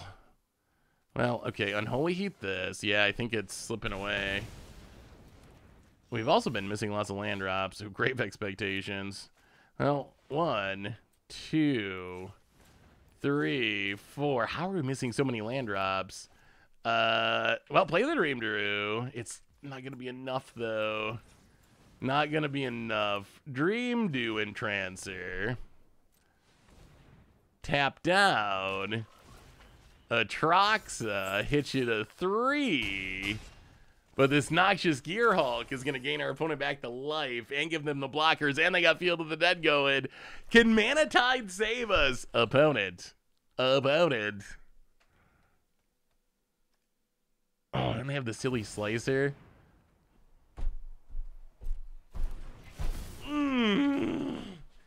Man.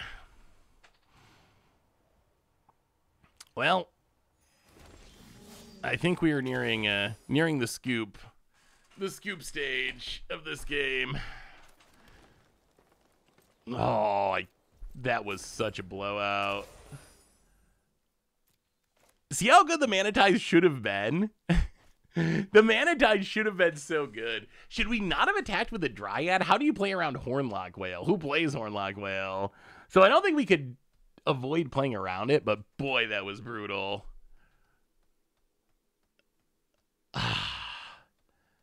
Definitely some interesting, yeah,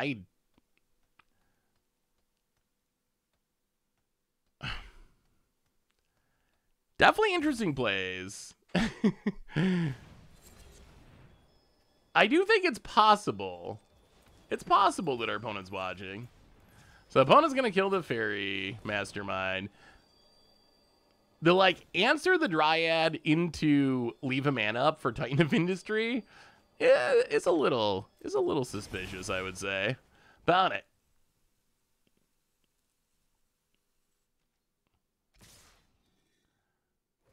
On the big attack.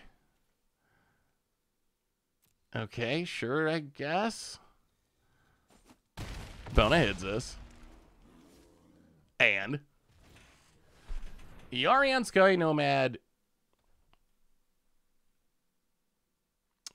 I will say I'm a little suspicious of this one. I will say our opponent hasn't seen our hand, right? I will say I'm a little sus. It seems unlikely that someone would accidentally play around Mana Tide 3 or 4 turns in a row without knowing about it. But maybe it was just the soul read.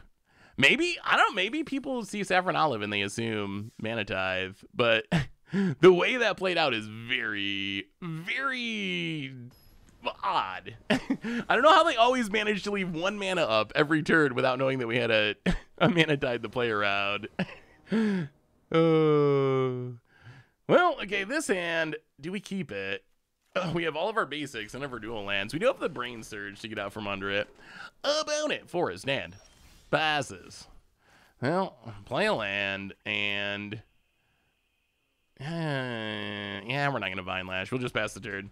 About it. Swamp, and... Fanatic of Ronas can make a little mana. Well, we will play a land, play the Maze Mind's Tome. We look like some sort of control deck at the moment. Hey, what's up, Dads, man? How are you? Good to see you, good to see you. Hawaii.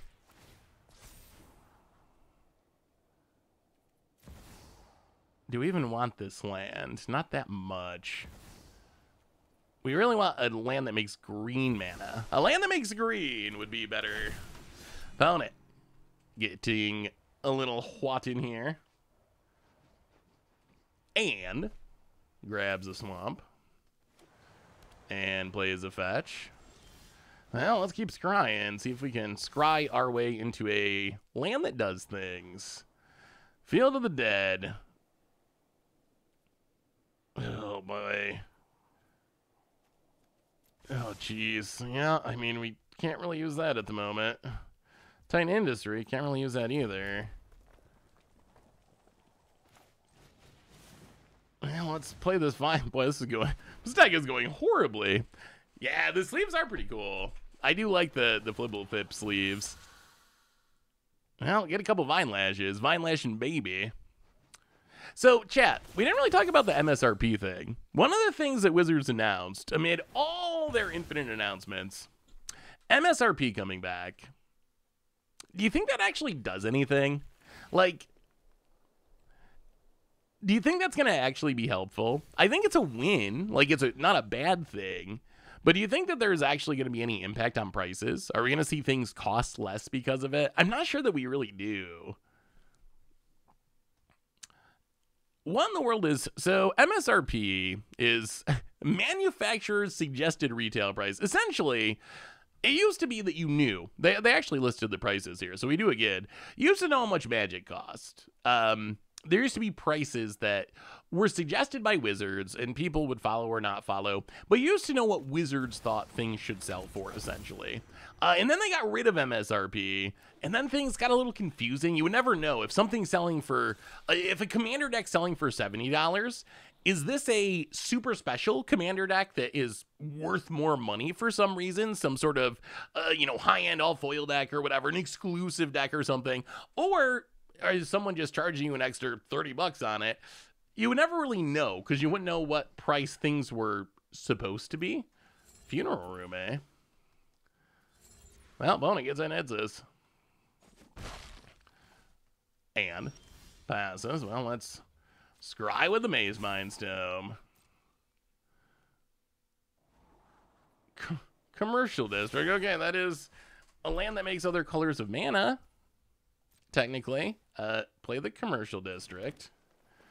Get a couple triggers. Ping ya.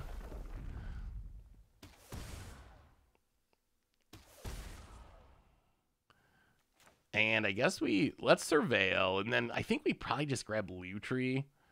Stomping Grounds. All right, that's a functional land. We'll keep it. We still don't have our white mana, but grab the Lutri, pass the turn. LGSs were selling Valgavoth Precon for 70 or 80 MSRP is good.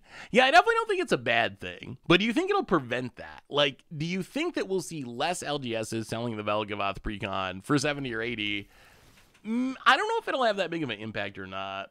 I always think back to the Fallout decks. I went to my LGS the day after they came out. The price of each deck was different, ranging from 60 to 100. MSRP would hopefully fix that.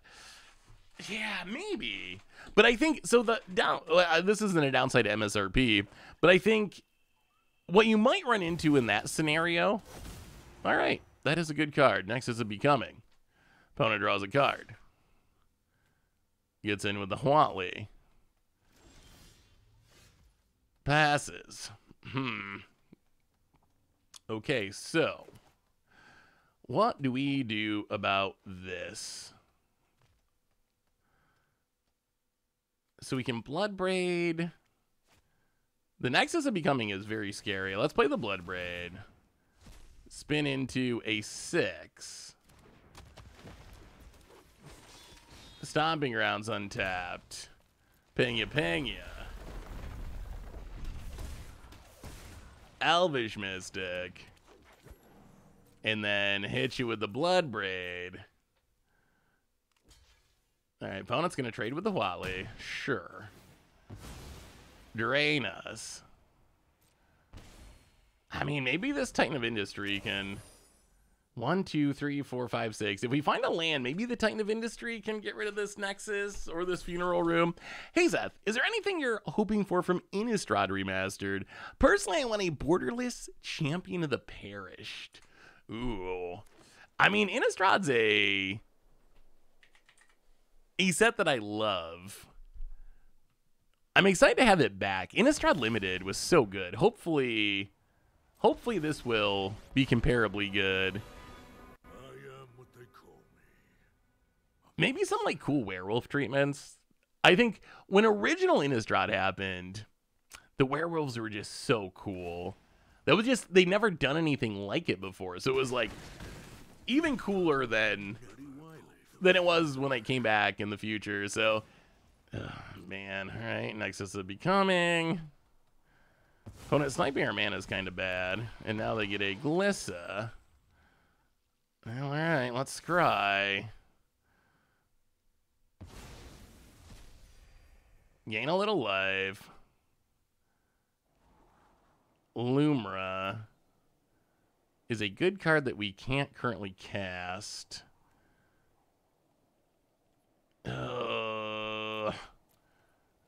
I mean, we got to keep it. I think we got to keep it. Hopefully we can Brain Surge into some lands. So we will draw the Lumra that we can't cast. Go to our main phase. 1, 2, 3. 1, 2, 3. Brain Surge. Sadly, cannot Lutri it, but draw some cards.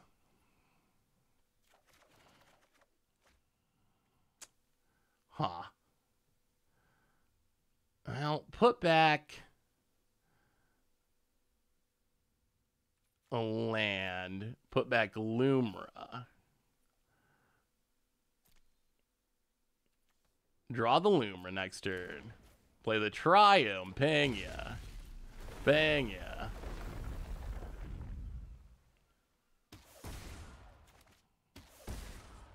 And past the turn. Man, our mana base has been problematic for this deck. I don't know what they're going to do about... Yeah, this is Arena Cube, by the way. I don't know what they're going to do about the werewolves. Opponent going to kill the 6. I don't know what they're going to do about the werewolves. The day-night thing was a pretty big mistake. I don't know how they fix that mistake.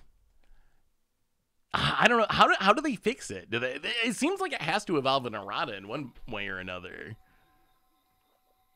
So traditionally, the remastered sets feature literally anything on that plane. So it should be... Jeez. It should be all of the sets and also... And a wolf. Yeah, this is I can't believe this deck is not doing better. I thought this deck was good. Why are we not winning it all today, chat? Why are we getting stomped by... Is it just our mana base? Maybe it's just our mana base that's the problem. We went from being boring mono red to super aggro 5 color, and the end result has been kind of the same. I'll play the Lumra. Do a little milling. Yeah, the day-night tracking is so... That's the issue, right? Is the tracking. Well, get on a Lumra. Opponent untaps. This Nexus of Becoming is popping off for our opponent. It is popping off. About it.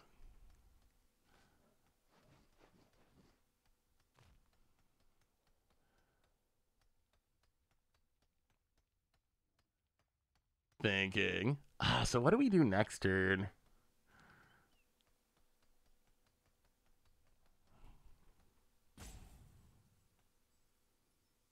Yeah, I feel like they should go back to the... I feel like they should go back to the original werewolf mechanic. I feel like that one was just better. The problem with Day Night is you're supposed to keep tracking. I don't know what they were... I don't know what they were thinking. I do not know what Wizards was thinking. Like, the idea that you're supposed to track it forever is absolutely wild. Yeah, the original mechanic did have downsides too, right? It was more complicated. You had to track your opponent's spells on your turn and so forth. There was more play to it. Huh. All right, we're in the Everyone Has a Titan of Industry draft, apparently. Once again, very monetizable if we were living in a slightly different world. That also turns on the Fanatic of Ronus. And we're at 9? Yeah, that's discouraging. Opponent, Death Touch Wolf. So we just in a Sentinels of the Nameless City. Man, I think our deck is better, but we're losing about it. Well, at least we got to see the Nexus of Becoming pop off.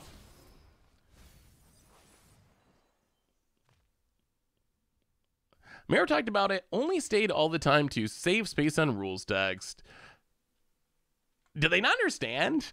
Are they that oblivious? There's people in the real world that's trying to play with cards. Like, saving a little space so you can add another keyword to a random werewolf is totally not worth it when, like, how do you play with Day Night in your play groups? I'm actually curious.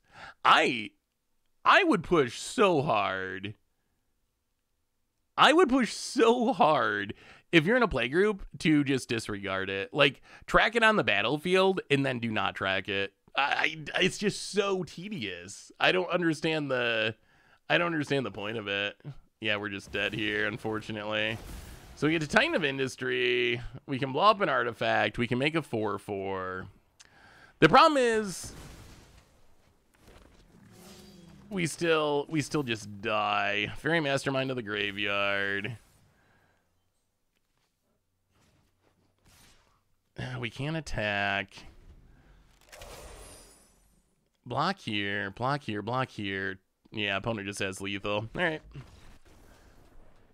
See, isn't that a bad solution too, though? Like, I purposely avoid playing day-night cards in my deck, but I do that too sometimes. The Celestis is a mana rock I really like in Commander, and I have cut it from decks purely because I do not want to track it.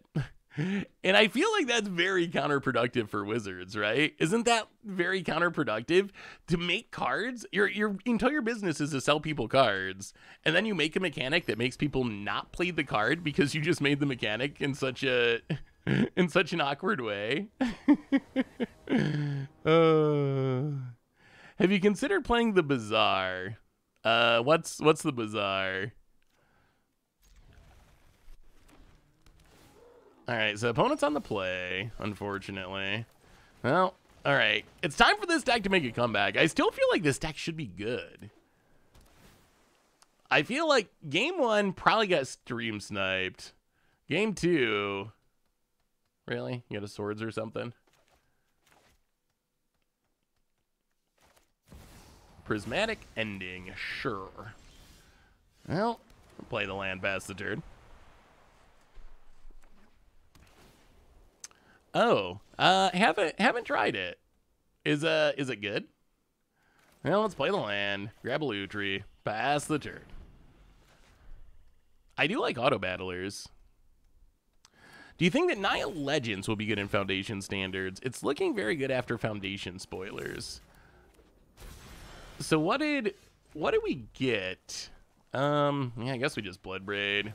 Spin it to win it into a Brain Surge. Oh, only one land. That's awkward. Let's put back the Lutri. Actually, let's just put back Titan of Industry. Titan of Industry, Primeval Titan?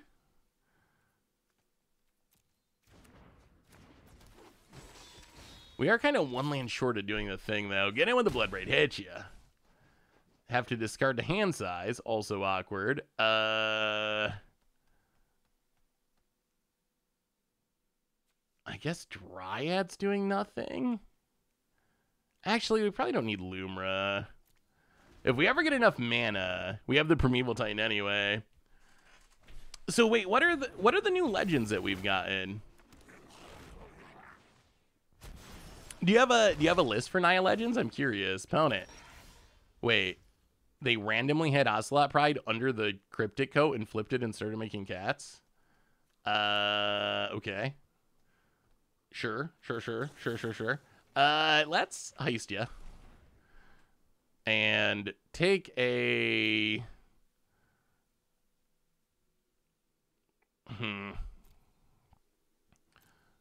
Glissa? The problem is we need land drops. That's what we really need, and I don't know how to hit them. These do not... I guess Glissa is the... Yeah, alright, we'll take Glissa. So play a land.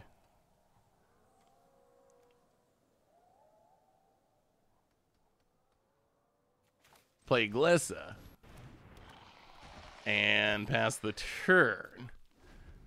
I can't believe they hit an Ocelot Pride off the cryptic coat. That is like, wow, no discarding? I can't believe they hit that. Also, how do we just never hit our land drops with this deck? No Uro, no ramp. Opponent. Getting in with Ocelot Pride. Can't do anything about that. Oh, now they're going to send. And they have Abrupt Decay.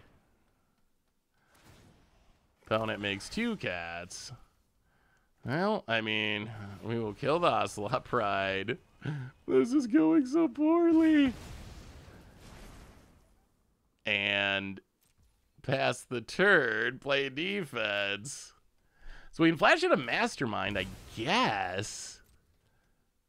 We need to get a land to play this Primeval Titan to get Field of the Dead, and then things look different. About it. Yeah, where's Cat Cam Fan today? All right, picks up the coat. Sure. And about it. Flipping the Fable of the Mirror Breaker and a Restless Mind's Knock. Sure. Have you played anything sweet in non-limited arena formats lately? I've mostly been waiting for Foundations. Foundations has so many cards that I'm excited to build around. That set's so cool. Like this set, I feel like this set's going to be so good for Standard. At least it's going to be so good for Brewing. I'll give it that at least. Well, let's play this Fairy Mastermind. Untap, draw, and explore. Not exactly what we were looking for. But we will cast the Explore because we really need to hit a land drop. Magic Gods. Did Triomes suck? Maybe Triomes suck. We picked the Triomes relatively highly, but them coming in off curve all the time is pretty annoying. Well, they're going to untap with a Fable of the Mirror Breaker. And Path to Exile. Well, okay. We're finally getting our lands. Grab an island. I think it's too late, though. Opponent untaps. These have been disastrous drafts. Heir Apparent does seem fun. And gonna copy the Goblin. And opponent. Big attack. Treasure. Well, we're gonna block a Goblin, I guess. Down to 11. Well, let's see what they got. Professional Face Breaker. Well, let's play a Vine Lash. Oh, they're actually holding up a counter after all this. Play a Primeval Titan. Okay, they don't have a counter. That's something. Well, let's grab a Field of the Dead and grab a Surveil Land and make a couple zombies and ping ya. Is this enough to stabilize, though? Will this be enough? We get to Surveil. Top of our deck is keep the Scalding Tard. That's more zombies. Stay on the defense, pass the turn. Found it. Picking up the Cryptic Coat. Okay. Untaps. So this has Menace. Opponent plays a land.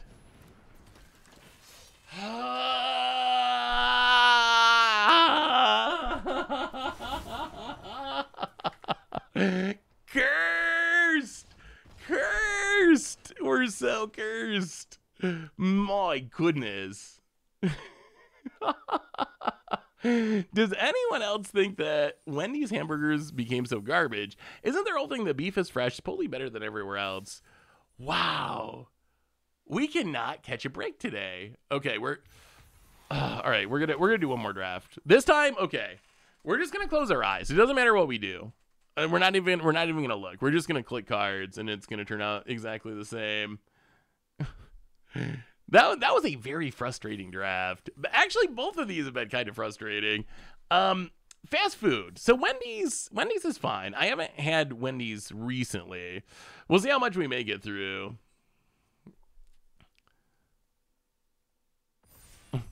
Let's draft control now. I mean, I feel like the big 5-color value stuff is the most fun way to draft cube, but it just didn't work out. I don't know. Magic is a high variance game, right? I don't know if we did anything wrong. I think that, yeah, you probably should just take every alchemy card you see. I don't eat that much fast food, really. But I feel like Wendy's is decent. I mean, the most busted card is Atraxa, right? Jeweled Mine Overseer.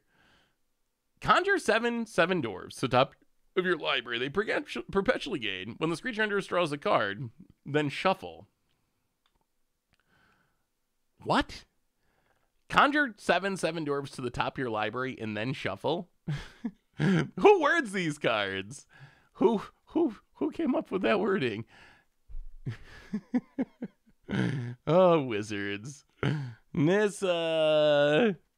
Dairy Queen. I don't even have Dairy Queen around here. I think that Dairy Queen, that's the downside of living in the middle of nowhere is there's not a lot of options when it comes to food. There's one pizzeria that will deliver here.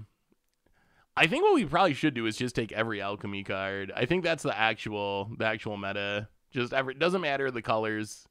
Atraxa is the best card though, right? Nissa is also good. Bees is fine. Screaming Nemesis. I mean, Atraxa is the strongest card. How do we get to casting it? Is there not ramp in this cube?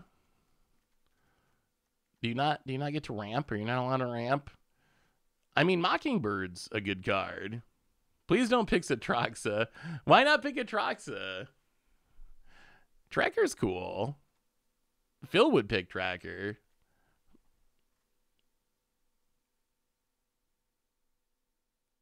Take FOMO. FOMO's fine. I don't know what color. I don't know if we're going to be in red, though. Considering that we did pick an Atraxa, we can take the Tracker. Tracker is a good card. Llanowar? Llanowar Elves? It's got to be Llanowar, right? Although it's probably just going to die. But Portable Hole. I feel like Portable Hole is not very good.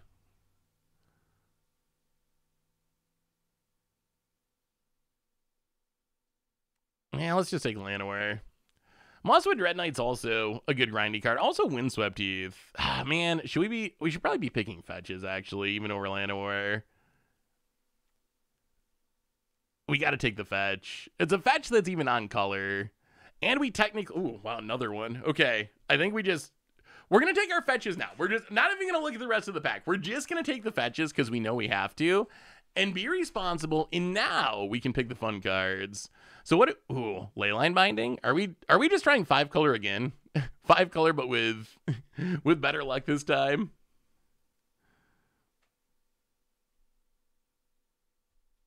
Hoof is sweet. We could be mono green. Kogla is also sweet. Sheoldred is busted if you... What is this? Mana only for creatures. When you cast a creature spell that doesn't share a creature type with a creature card in your library, draw a card. Is that good? There's also an Iron Crag, which ramps us.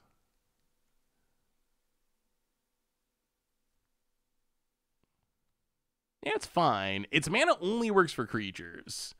That is the biggest drawback. Goldvein Hydra is interesting.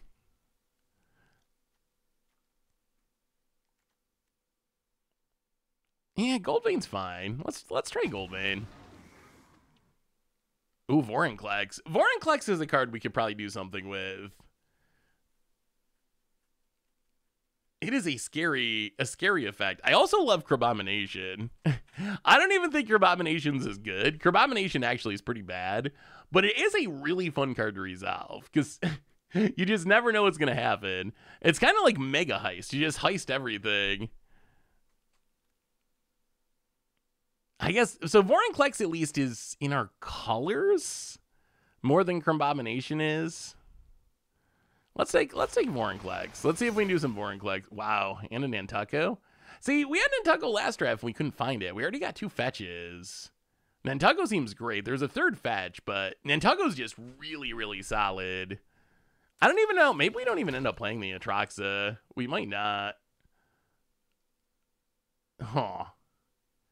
This one's a little trickier. Now I don't know what we take here. How do we feel about me jamming Archangel Avacyn in my mono white angel deck and pretending that the backside doesn't exist? I would be fine with this. Oh man, so okay. Speaking of Vegas, I have a Vegas story. So I played against someone in Vegas who I believe, and maybe I misheard this, I believe they had a Jurassic Park deck that cost almost $20,000. And that's because I didn't even know these cards existed. Their deck was or Vinestock, either Thragtusk or Vinestock. Yeah, we gotta take Swagtusk. Their deck was all the like Jurassic Park emblem cards, which I'd never even seen in person before. So they were all like the most blinged out version, and apparently these ones with like the Jurassic Park logos like foiled on them are really expensive. So they had this deck. It wasn't very powerful. They just loved Jurassic Park and they love dinosaurs. So they got like the most blinged out versions of all the dinosaurs, and they were very upset about the bannings because they really needed Jeweled Lotus and Mana Crypt to cast their very, very expensive dinosaurs. So they decided on a Rule Zero conversation that actually worked kind of well. The Rule Zero conversation was, okay, during your first 3 turns. Oh, this is fine, right? Adds a mana of any color. Oh, what? Oh, Arena. I wanted the land. Arena. But their Rule Zero idea was, okay, so if I play Jeweled Lotus or Mana Crypt, each one at the table will get one. And it actually was kind of fine. It was a way they could like get to play the cards in their dinosaur deck, but not be as overpowered. So I was actually surprised at how well that ended up working. Do you think that could work in general? Maybe. Yeah, as far as Headquarters is good. Paradise Druid is also fine. I like Null Drifter, but we'll take the land. No Null Drifting. Oh, this card was busted at one point. Did this get rebalanced? When it enters target land you don't control, lose all abilities, except mana abilities. Wasn't this card like really good when it started? I mean, Great Hand just busted. And it works with Vorinclex. We got to remember that Vorinclex. We have Vorinclex synergies. Or we don't really have Vorinclex synergies yet. 2-drop, 2-drop. I don't know if we're playing this. Henge looks great. Yeah, Henge is so good. This is tough. Timeless Witness. That is a pretty sweet piece of art. That expressive iteration looks very nice. Timeless Witness is good. Guardian Idol would be fine. Yeah, Vorinclex Overlord's not exactly a combo. Sunfall's also good. I don't know what colors we're even in at this point.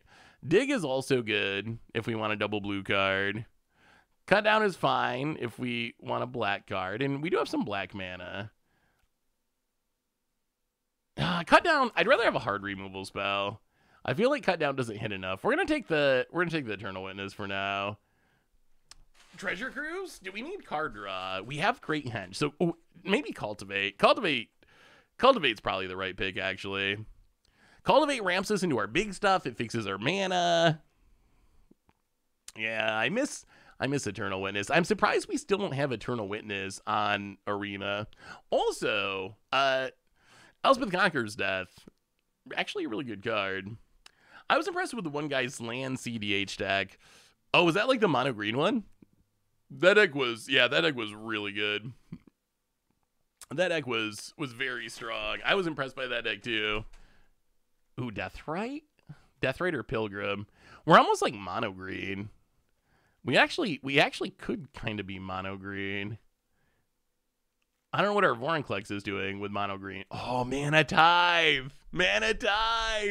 Would Cultivate be too good in Foundations? I don't think so. I think that it would be fine. Oh, man. This might be a time when we actually have to pass Mana Tithe. I don't know if we can actually just splash a whole new color here. We've had a couple of bad drafts in a row as far as just winning games. So I think we might have to try to win this time a little bit. Well, Primeval Titan is a good. Is green bad in this cube or something? Why do people not? Wow, is that a fetch? All right, we will take a fetch. There's also you know what? We're gonna take the fetch. The Pilgrim's huge. Blossoming Tortoise, Jet Collector. At the beginning of your main post-combat main phase, if four more cards in your graveyard, get a Mox Jet. Wait, is this card not pretty good? Overgrown Tomb's also pretty good for fetching purposes. Yeah, let's take Overgrown Tomb. We need that as a fetchable land. That actually seems very strong though. Insidious Fungus. Blow up an artifact, blow up an enchantment, draw a card, you can put a land from your hand onto the battlefield tapped. That seems reasonable. We could take the Null Drifter. Do we have blue mana? Are we going to have blue mana? Well, I guess we're going to find a way. I guess we can just cast it for 7. Blooming Marsh is good. Blooming Marsh helps. Dig through time. Let's just take the Guardian Idol. I don't think we're going to double blue here. Although, maybe a Treasure Cruise.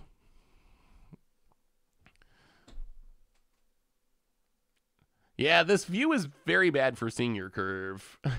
It's much easier to see your curve in this view. The problem is, in this view, the cards are so tiny up here that no one can see them. But yes, we definitely have a lot of 6s. Although Null Drifter, this isn't really a 6. Like, a lot of these are actually cheaper than they look, hopefully. Gold Vein's probably up here somewhere. We would definitely like to round out more ramping. Kind of different. The Arena Cube seems a lot different than like the Moto Cube. The Moto Cube, you always get like tons of fixing. Yeah, I feel like Fungus is actually a good card. Hitting an artifact or an enchantment or like Gross Spirelink seems fine for a 1-drop. Why are we not seeing cards?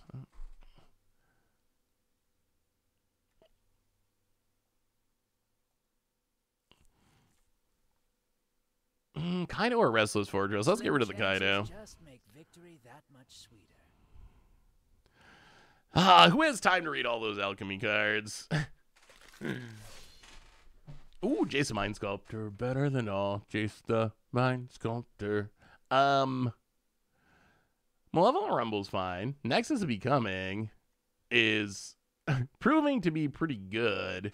Nothing that really ramps early. I guess the closest is Malevolent Rumble. But we don't really have any value of getting cards in our graveyard. I guess we have a Timeless Witness. Actually, we have a Treasure Cruise. Maybe the Rumble is actually worth it. Nexus has seemed to just be a good card. What does this do? Dark Starband. This is the Learn Alchemy cards. When it enters exile, non-land permanent value 3 LS on opponent controls. When it leaves, exile card's owner seeks a card that shares a card type with it. Huh. I mean, we can't take Nexus. We already have so many 6. You know what? I think we got to take Rumble. We have so many 6s. The 6-drop slot on our curve is very, very cluttered already. We need to make sure we can do things earlier in the game to get up to the 6s. You can splash black and blue, right? I mean, black, yes. Blue, maybe. We can splash single blue probably off the Sparra's Headquarter and fetch land. So we can probably get away with playing like the Treasure Cruise or like the Null Drifter. I don't know if we can get away with playing like a Dig Through Time though. But I think a single blue is probably fine. Black should be fine. Single blue should be fine. Well, apparently this card's insane. This card we lost to. Is this card actually... So I don't play with alchemy cards normally. Is this card actually as insane as it looked in the game we played against it? The game we played against it seemed great. Yeah, it just seemed like a very, very strong card. What is this one? Soul Shredder. 2/2 haste vehicle. Crew for 1. Whenever one more creatures dies, it perpetually gets +1/+1. Also triggers if it's in the graveyard. Pay 1, sack 2 creatures. Return it from your graveyard to the battlefield. Activate only as a sorcery. I don't know for the deck for this, but that also seems very good. Primal Might's also good. I'm kind of excited to see if green can be good in standard. Primal Might, Galta. Let's try this slicer thing.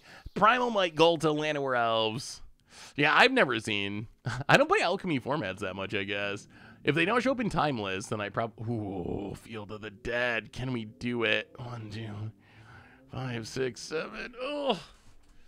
Oh, can we Field of the Dead? Field of the Dead is the strongest card. Uro's also very good. Lotus Cobra's good. Dream Dew's good. Brain Surge is fine. Oh, maybe we just got to take the Uro. That is early ramp. But Field of the Dead. Field of the Dead's so unbeatable late game. But I guess we have Hoof. So we'll take the Uro. We'll take the Uro. So I guess we're like a sort of Sultai adjacent deck. Huh. Sultai ramp, I guess. What about this pack? Azeka's Chariot's very good. How's our curve looking? Chariot's good. Cold Steel Heart's fine. Kite Sail's fine. Bankbuster. Actually, Bankbuster's pretty good. Do we need card draw? Yeah, I feel like we would need to just like ramp early. We have a lot of big things to ramp into. Once Upon a... Impetuous Lootmonger, one of the better heist cards. Not for us today. Titan of Industry betrayed us last game. I don't even know if I want the Titan of Industry. Hopefully we get that Primal Might back for removal. Maybe just take Once Upon a Time. Seems fine. We have enough top end that I don't think we need Titan of Industry. And we're still more just concerned about filling out the early part of the curve. Commit to Memory is kind of okay removal. Actually, Grave Expectations is even better, I think. Heisting is just very strong usually. Let's take Grave Expectations. Hey, there we go. Oh my god. Can we splash Grenzo? Do we have any red mana? I mean, Grenzo is absurd, right? They're also Innkeeper's Talent. Innkeeper's Talent to go with our Vorinclex? I don't know how we make the mana work. We could just... Oh, you know what? We're going to be responsible. We're taking Damnation. Last time we got super punished by having no removal. Whenever you cast this spell, target opponent drafts a card from its spellbook. They may cast it without paying its... What is... What in the world is this card? Is that a 3-mana 7/7 flyer? All right, we'll take the Crocodile thing that stab wounds everything. Maelstrom Pulse, that's removal. Okay, we're being responsible. We're responsible gamers. Forsaken Crossroads. I guess Maze Mine. Maze Mine's probably better. Glissa, okay. Glissa's good. Hangerback. Hangerback's fine. I don't know if we're playing the Hangerback, but it's fine. We didn't take the Grenzo, though. We didn't take it. I think it's too late to try to switch into blue. I feel like it's just too late in the process to try to be a blue deck.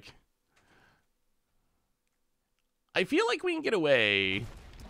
Well, the Crocodile kind of came slightly accidentally. But we do have a lot of black lands. That's the color we can fix for most easily. So and we have the cultivate. I think our mana's going to be okay. And the languish, okay. I don't know if we want the languish either. Do we want 2 sweepers? Okay, here's our chance. Yeah, maybe people just don't realize how busted Grenzo can be. Okay.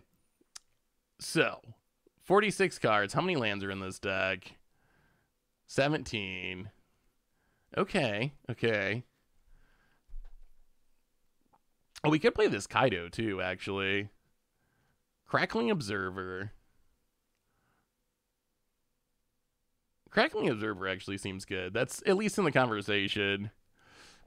Probably not going to play our first pick at Troxa. All right, so what is this deck actually trying to do? That is a fair question. Is Fear of Ridicule a real card? Whenever one or more enchantment creatures you control deal combat damage to a player, exile a random creature card from the player's library. Create a token. That seems hilarious. I don't know if it's that good. Hangerback works with Vorinclex, works with Great Henge. White mana is so useless. Yeah, we're not really doing anything with white mana. Is this Scalding Tarn worth it? Can it get anything? It gets blue-red.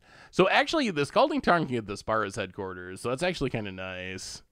That does turn on the Scalding Tarn. I don't think we actually play the Crocodile. That's probably a little clunky. Little bit clunky. I mean, our curve seems reasonable. Languish can probably go. Slicer's busted. Null Drifter, Treasure Cruise, Hoof, Primetime. We need to cut some cards, though. We need to cut a bunch of cards. It's probably got to be top-end stuff. Do we really need Treasure Cruise? Oh, Temple Garden. Yeah. Is there any reason to play the Temple Garden?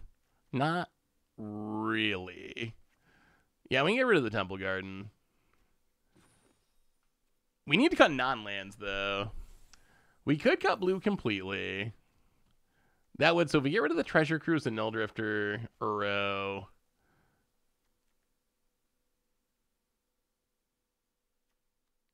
It makes our mana better. Why are they not cutting? All right, 1, 2, 3. Those cards are kind of sweet. But I guess, like, we don't necessarily need them. Uro's kind of clunky. Null Drifter I do like. Can we cast Crackling Observer on curve? I mean, the odds are increasing now that we have cut now that we have cut the blue cards. I think the odds are going up. All right, 2 more cuts. 2 more cut green. Yes, let's get rid of all the green. What is our worst? What are our worst cards? So I guess we're just ramping into Crater Hoof, basically. That seems like basically the go. Maybe we don't need the Guardian Idol. Do we need... maybe we're not as rampy as it looks. Let's get rid of the Guardian Idol. We'll keep the Cold Steel Heart. And then... So this is a 6. This is a Great Henge. Yeah, maybe cutting that silly. Not enough enchantment creatures. I mean, doesn't this just work on its own, though? So, like, if this gets in combat damage, it does its thing. I don't know. Maybe the card's not good. Maybe it's actually bad. The only reason to keep Hangerback Walker is it is good with Vorinclex, and it is good with Great Henge. It's kind of nice. We have this Vorinclex, and we don't really have synergies for it. So I kind of like that synergy, although maybe the argument is just take out the Vorinclex. maybe we don't even need the Vorinclex. Idol is cracked against Edicts. That is true. And I do like the ramping. I mean, maybe we just cut the alchemy cards and run it like that. What about just not playing? How strong? I've never played with either of those cards. Like your Crackling Observer, and so Crackling Observer seems pretty straightforward. That it's like a elite spellbinder essentially. It seems like it's gotta be fine. Fear of Ridicule. That one I have no idea how good it is. But it seems like if you hit your opponent's Atroxa or something, it's gotta be insane, right? I kind of want to try it. I kind of want to try Fear of Ridicule just because it seems so good. Is it Thragtusk? Maybe we just don't need Thragtusk. All right, let's run it. Let's run it like that. Here we go. Oh wait, no. I'm so used to having to click to construct it. All right, we got it. Can we win a game? Can we win a game in a draft? Is it possible? Oh, did you see they released the State of Arena formats? I don't want to just always complain about Wizards, but this chart's so funny because when I see this chart, I'm like, okay, this probably shows standard for the past year because this is State of the Formats 2024. So this is probably, standard going down, then we got rotation and it comes back up. The other formats, Brawl's doing pretty good. I don't know why Timeless is way down here, why Alchemy is way up here. I don't know any of that stuff. Then I actually read it and it was this is a chart from between Bloomburrow and Duskmourn. So it's like a 6-week period. And up here it says it captures data from the end of Bloomburrow through the launch of Duskmourn. From the end of Bloomburrow through the launch of Duskmourn. So is this like a week? Like the end of Bloomburrow, that was the set before Duskmourn, launch of Duskmourn. Is this showing like a week of data? Then down here it says, the graph starts midway through Bloomburrow, but then the bounce of standard is the release of Duskmourn. I don't understand what this chart's trying to say. Like, is this just like a 3-week snapshot? Why would that matter? Why would that matter to us? Why would a look at 3 weeks of format popularity be meaningful at all? Like, it's such a weird, I just don't understand. I don't understand the value of the data there. Yeah, because I would have assumed it was like for the year or something, but it's definitely a much smaller period of time. I am going to be very curious to see what happens next year with Alchemy, because one of the things Wizards mentions is, I don't know if it's in this article or the other one, it might be in this one, that they are changing their new player experience to funnel new players into Standard rather than into Alchemy. So it's going to be interesting to see if it looks any different. I wonder how many of the Alchemy players are new to Arena players who just end up getting funneled there and kind of go with it. Land, Glissa. So we can play the Maze Mines Tome. Hey, let's just take Mosswood Red Knight. Mosswood's always good. I think they want to drop Alchemy.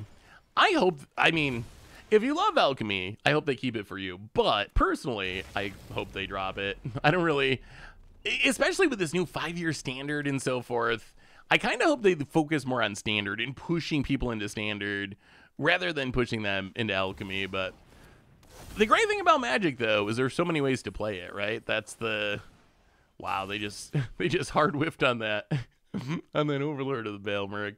That was a full-on whiff.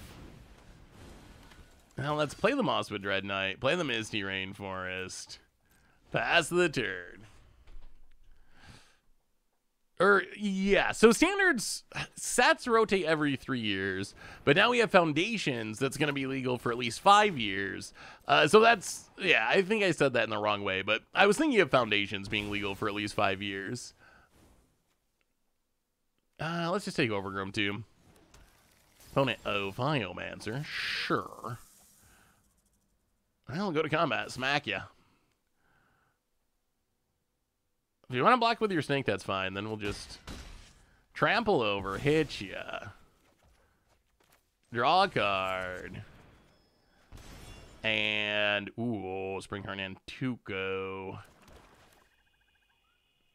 Well, let's replay the Mosswood Red Knight.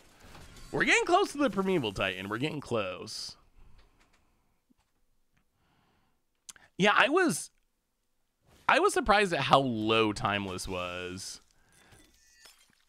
I was also surprised at how high Historic was. I had figured that these would kind of meet in the middle, that like Historic would be down around 10%, Timeless would be up around 10%. I thought more people played Timeless than Historic at this point, but apparently that's not true.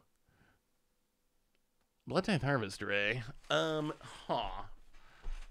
think we want to save the Wrath for... You know what? Maybe we just play a relatively big Goldmane Hydra. And then at least if it dies, we're going to get a bunch of treasures. That seems reasonable. Let's just play a 4/4 Goldmane and smack you a bit. If you want to kill it, that's fine, opponent. We will take the treasures for our Primeval Titan and friends.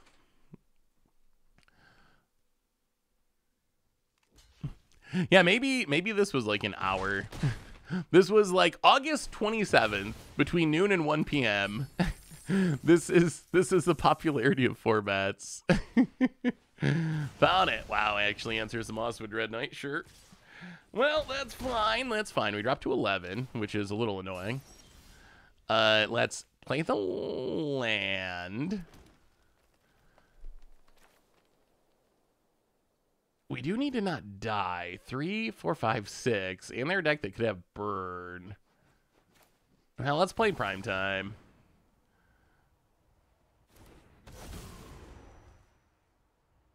Grab a Restless Cottage in a swamp. And... yeah, I think we gotta play Glissa. Get down a Glissa. We want to have multiple blockers. And pass the turn. So if our opponent kills our stuff, we can Wrath everything next turn. If our opponent doesn't kill our stuff, then Primeval Titan with Springheart Nantucket is kind of a wow. Oh, we got to go for it. We got to go for it. This is insane. Bestow.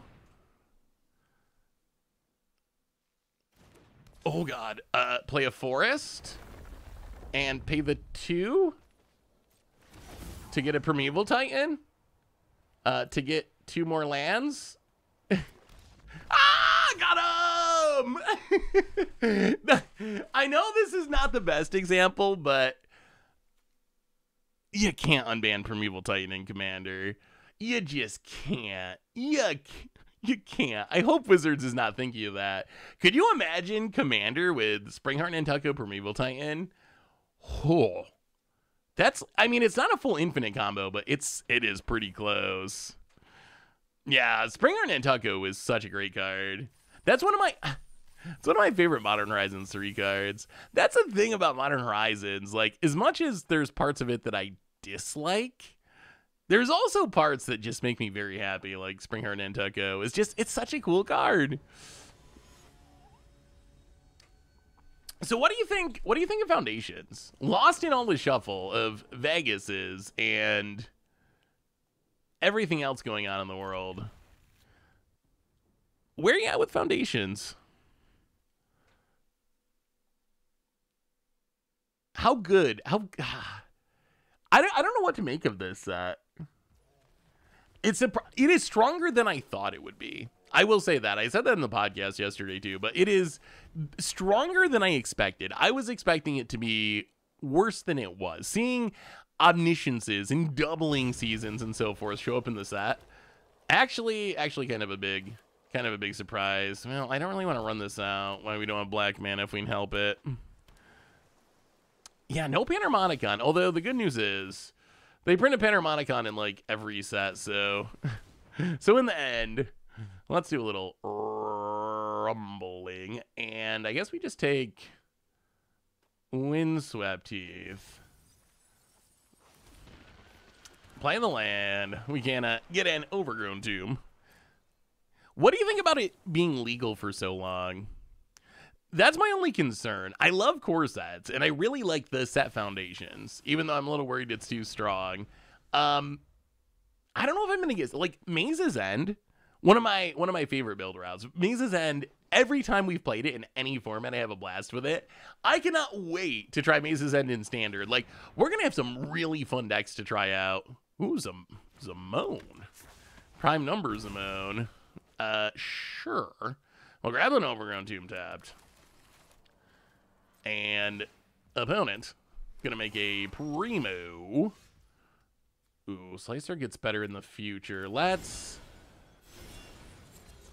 draw with Mosswood Red Knight.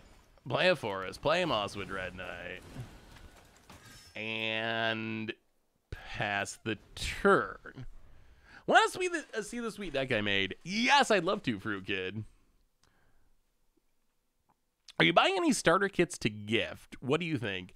The starter kit, I think, is one of the best products Wizards has made. I think for getting a new player into Magic, the starter kit is really good. It's really good. It's... Ooh, Uro. All right. It's got a lot of good cards in it. It's got stuff that new players are going to want to play with. I think it's a really good product. I might get one for my little nephew. I keep working on trying to get him into Magic with mixed success. Sometimes it works for a little bit. I got him into it once for a while, but then he kind of hit the wall on Arena where he couldn't get any new cards. He enjoyed the new player experience, but then once he got past the new player experience and couldn't really get new cards or decks, that's when it started to fade for him. I'll play the Swamp. Let's just do a little... Oh, that's an instant. Let's... How many cards I got? Okay, Mosswood Dread Knight. I do think we want to use this Slicer, hopefully, to get rid of that row. That would be a big game.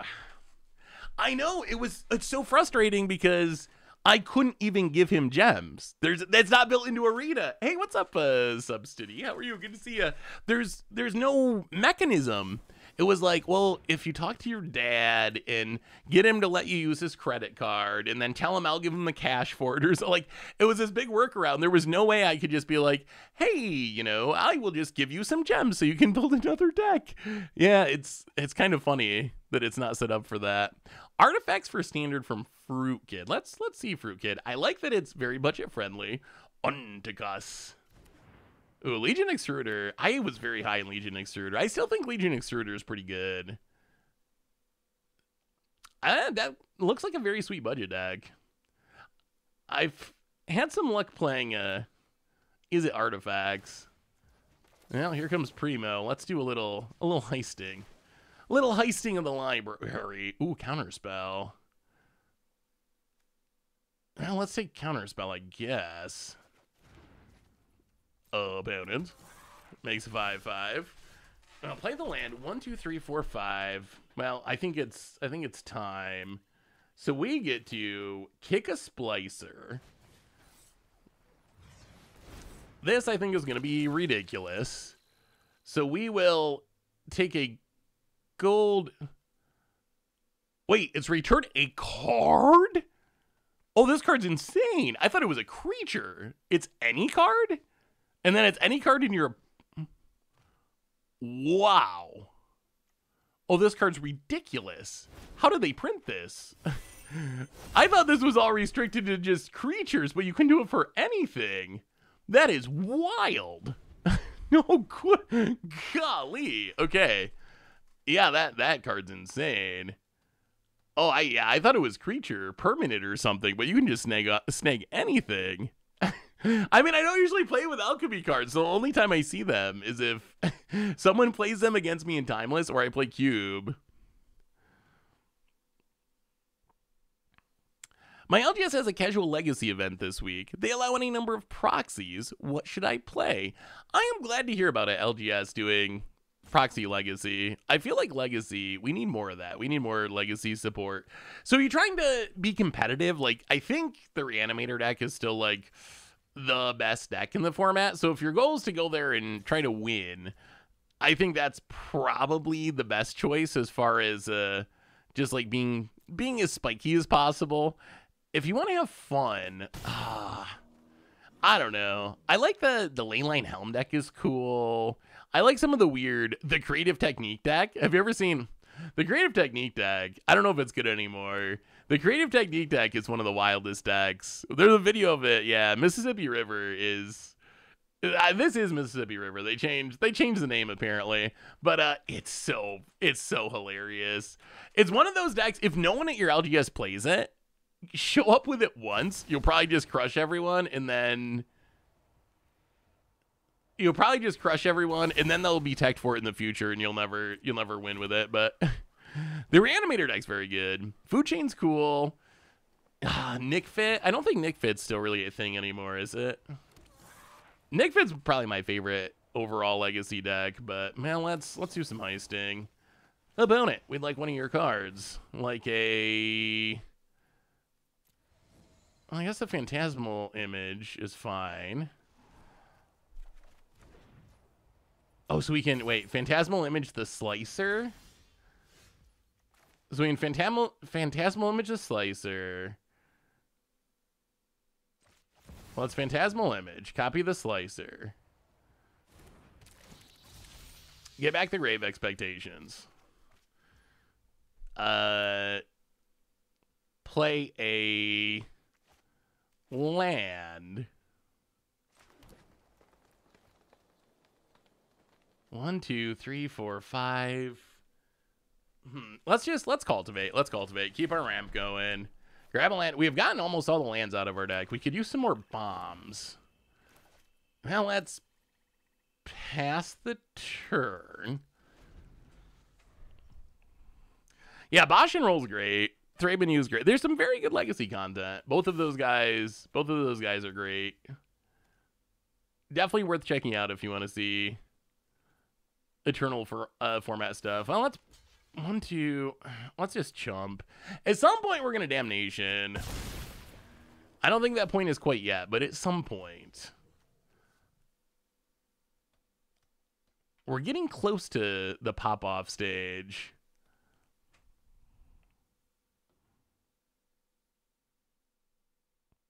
Remember, you have an Eldrazi for your heisted spells. Yarion. Wait, why Yarion? Sure, we'll let that go.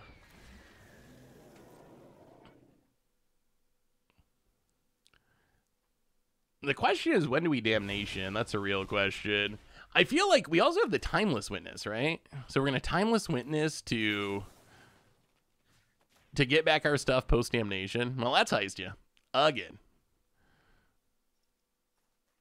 Just, heist is such a ridiculous mechanic. Well, let's take the Scholar. And opponent gets back the Overlord. It might be Damnation time, I think. 1, 2, 3, 4. Damnation. Sweep the board. And we have Counterspell backup, so our opponent's not going to be able to stop this, I don't think. It is going to get them to the Uro, but... Repulsive Maneuvers. Yeah, we need this to resolve. We're going to counter it. Sweep the board.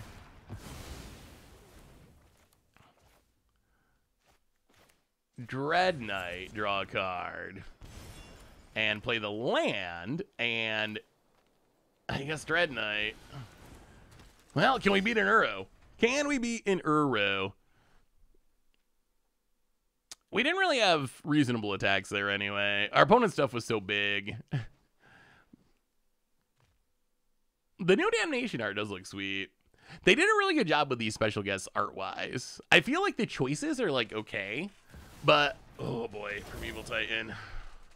Well, we've been on the other side of this. Primeval Titan's pretty good.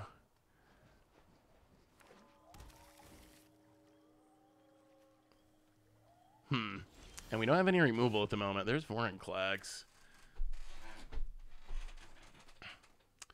We need to pop off more than our opponent somehow. So we can play the land. 1, 2, 3, 4, 5, 6. Great Henge. And Pilgrim, draw a card.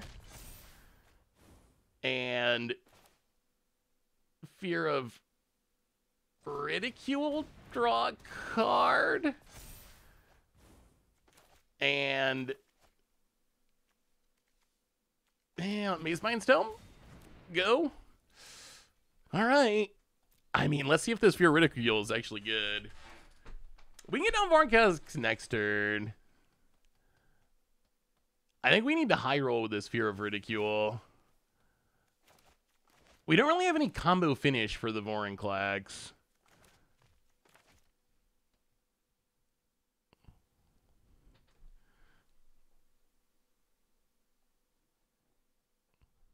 Ooh. Braids attrition.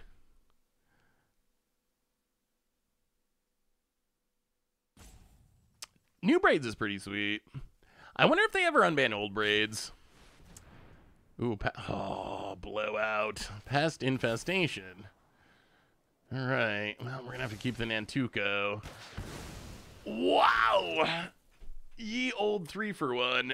Yeah, that's actually really bad. Perhaps deadly. That might just be deadly. Opponent gets in with a Primeval Titan and grabs a couple of lands. Yeah, pest infestation is bad for us.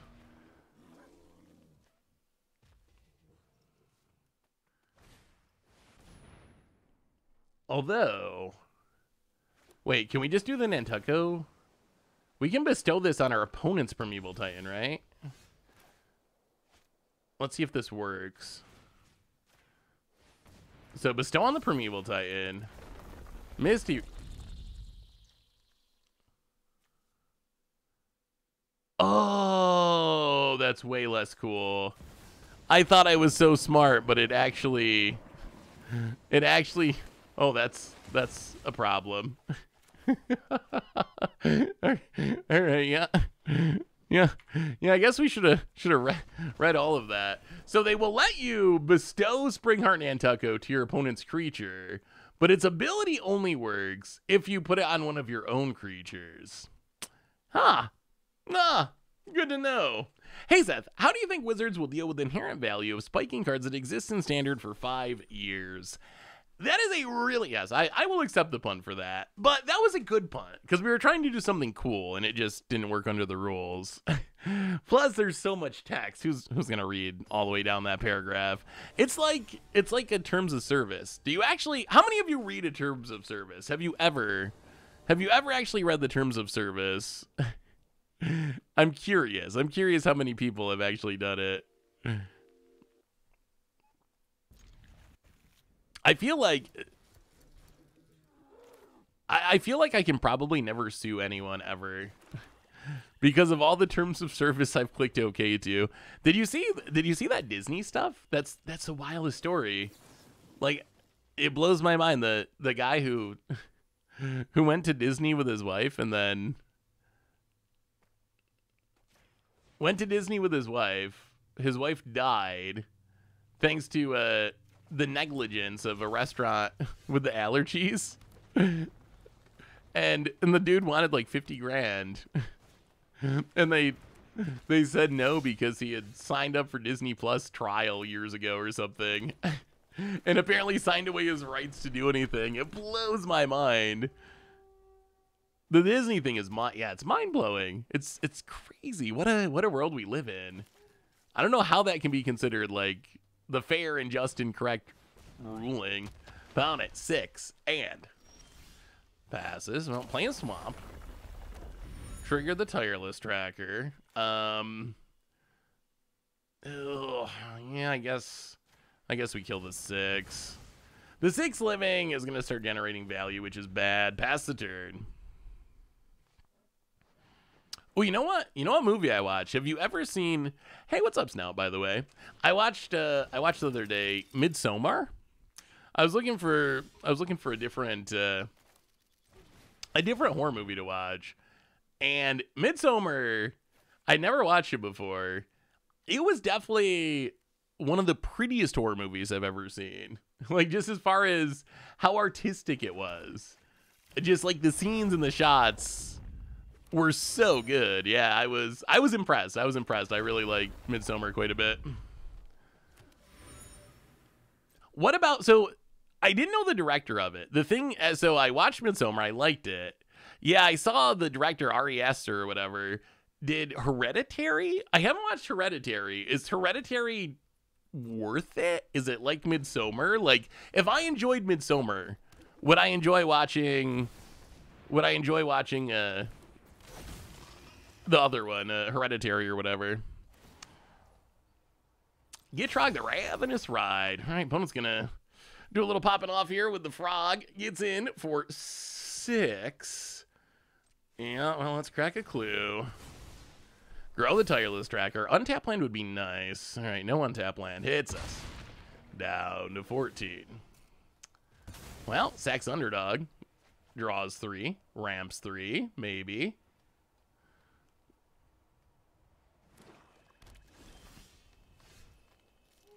Well, okay. Primeval Titan. Get a couple of lands. Let's take Restless Cottage and probably Misty. Trigger. Hitch. Well, let's stay on defense. We might need to block here. Let's stay on defense, see what happens. We have this Crater Hoof in hand. We have the Primeval Titan combo. I wonder if we could actually build a Primeval Titan combo deck. Like, Springheart Nantucket, Primeval Titan, Splunking. The lands that come into play would be untapped. That would make infinite Primeval Titans, right? I think that would work. Annihilation. I'll have to look up Annihilation. Oh, do they actually have removal for prime time? Oh, they do. Okay. Well, that is a concern. That is a concern. So I get to Surveil. I haven't seen Gitrog Ravenous Ride pop off as hard, but it's popping off for our opponent here. Opponent. Wow, 2 lands on the top for the Head Shredder. Oh, they can't saddle though. Okay, that's good news at least. Opponent gets in. Sure.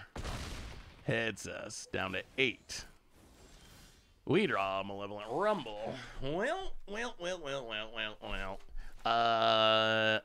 Yeah, I think we just breach the Multiverse. From our, what's our opponent have for? Oh, Lumra, my God. So our graveyard, we will take Prime Time. Opponent's graveyard. I think it's got to be. Are we gonna mill out? Maybe. Lumra. And get a couple triggers. Also, apparently trigger opponent's Head Shredder a million times. Overgrown Tomb. Forest.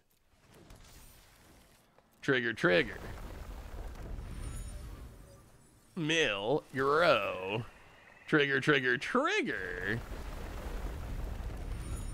6 cards in our deck, though. All right. Oh, well, pass the turn. Come on, Crater Hoof. As long as we survive, I feel like this hoof's going to end it, right? The hoof's going to end it. Yeah, Breach the Multiverse is a ridiculous card. It's a ridiculous card. It's so good about it.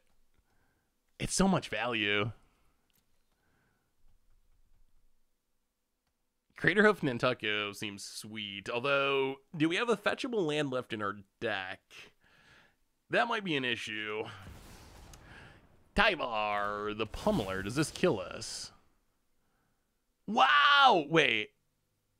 Okay, sort of. Maybe. No. I don't think so. Okay, Tyvar pumps.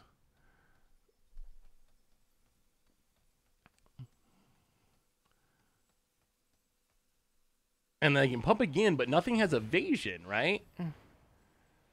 That's kind of the problem with Tyvar, is it doesn't... So I guess Gitrog has trample. Does that beat us? Wow, that kills our board. Tyvar doing things. So we have to double block there, block there. Wow. Wait, we're dead, aren't we?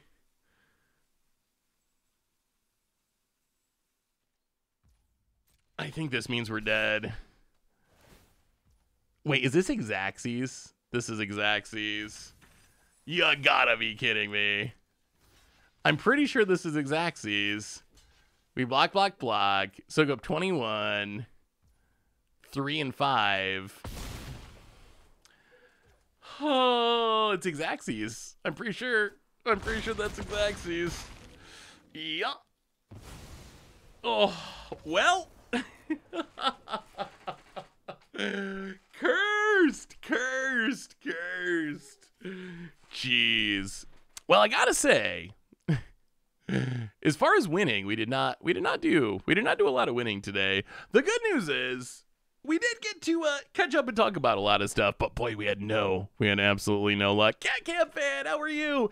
Hey Seth, have you ever played a deck built around blinking bugler rat, where similar creatures at instant speed to discard lock opponents out of their draw step? If not, it seems fun and doable. Yes, there is. Oh man, I think it was called Rat Lock against. Oh boy, this is old now. But yes, this is, boy, if you want to go back to the early days of Against the Odds. Rat Lock in Modern was kind of built around that concept of being able to like have your rats lock your opponent out of ever drawing a card by blinking and or putting them into play at instant speed and mimic vats. Oh boy, this deck would not work today. I don't even know if it worked at the time, but but yeah, so we did do it a long time ago, but that might be a fun one to bring back on Arena or something. Eldrazi Displacer, so good for that deck. Anyway, everyone. Oh no, the hat hair. Anyway, everyone, I think that brings us to the end of our stream for today. So it's good to be back. Next week, I think we actually get a bonus stream as well. Next week, gonna be doing normal stream, and then on Wednesday, a little stream on the Ultimate Guard channel. And next week, even more importantly, is going to be release of Foundations on Tuesday. So we're going to get to check out some of the new Foundation stuff. So reminders on the way out the door. Replay YouTube. That's where you can find all the old streams, including this one in the future. Normal YouTube. Lots of stuff on there. One more shout out to our sponsor, Card Kingdom. If you need some magical cards, you can get them over at cardkingdom.com/mtggoldfish. Most importantly, thank you to all of you. It's always scary to go away to Vegas for a couple weeks. You always wonder, is anyone going to be there when you get back? Maybe everyone forgot. Y'all are awesome. Y'all are here. I appreciate you so much. I hope you have an amazing day. Have a great week, and I'll see you next week for another one. Until then, everyone, be good, and I will talk to you soon.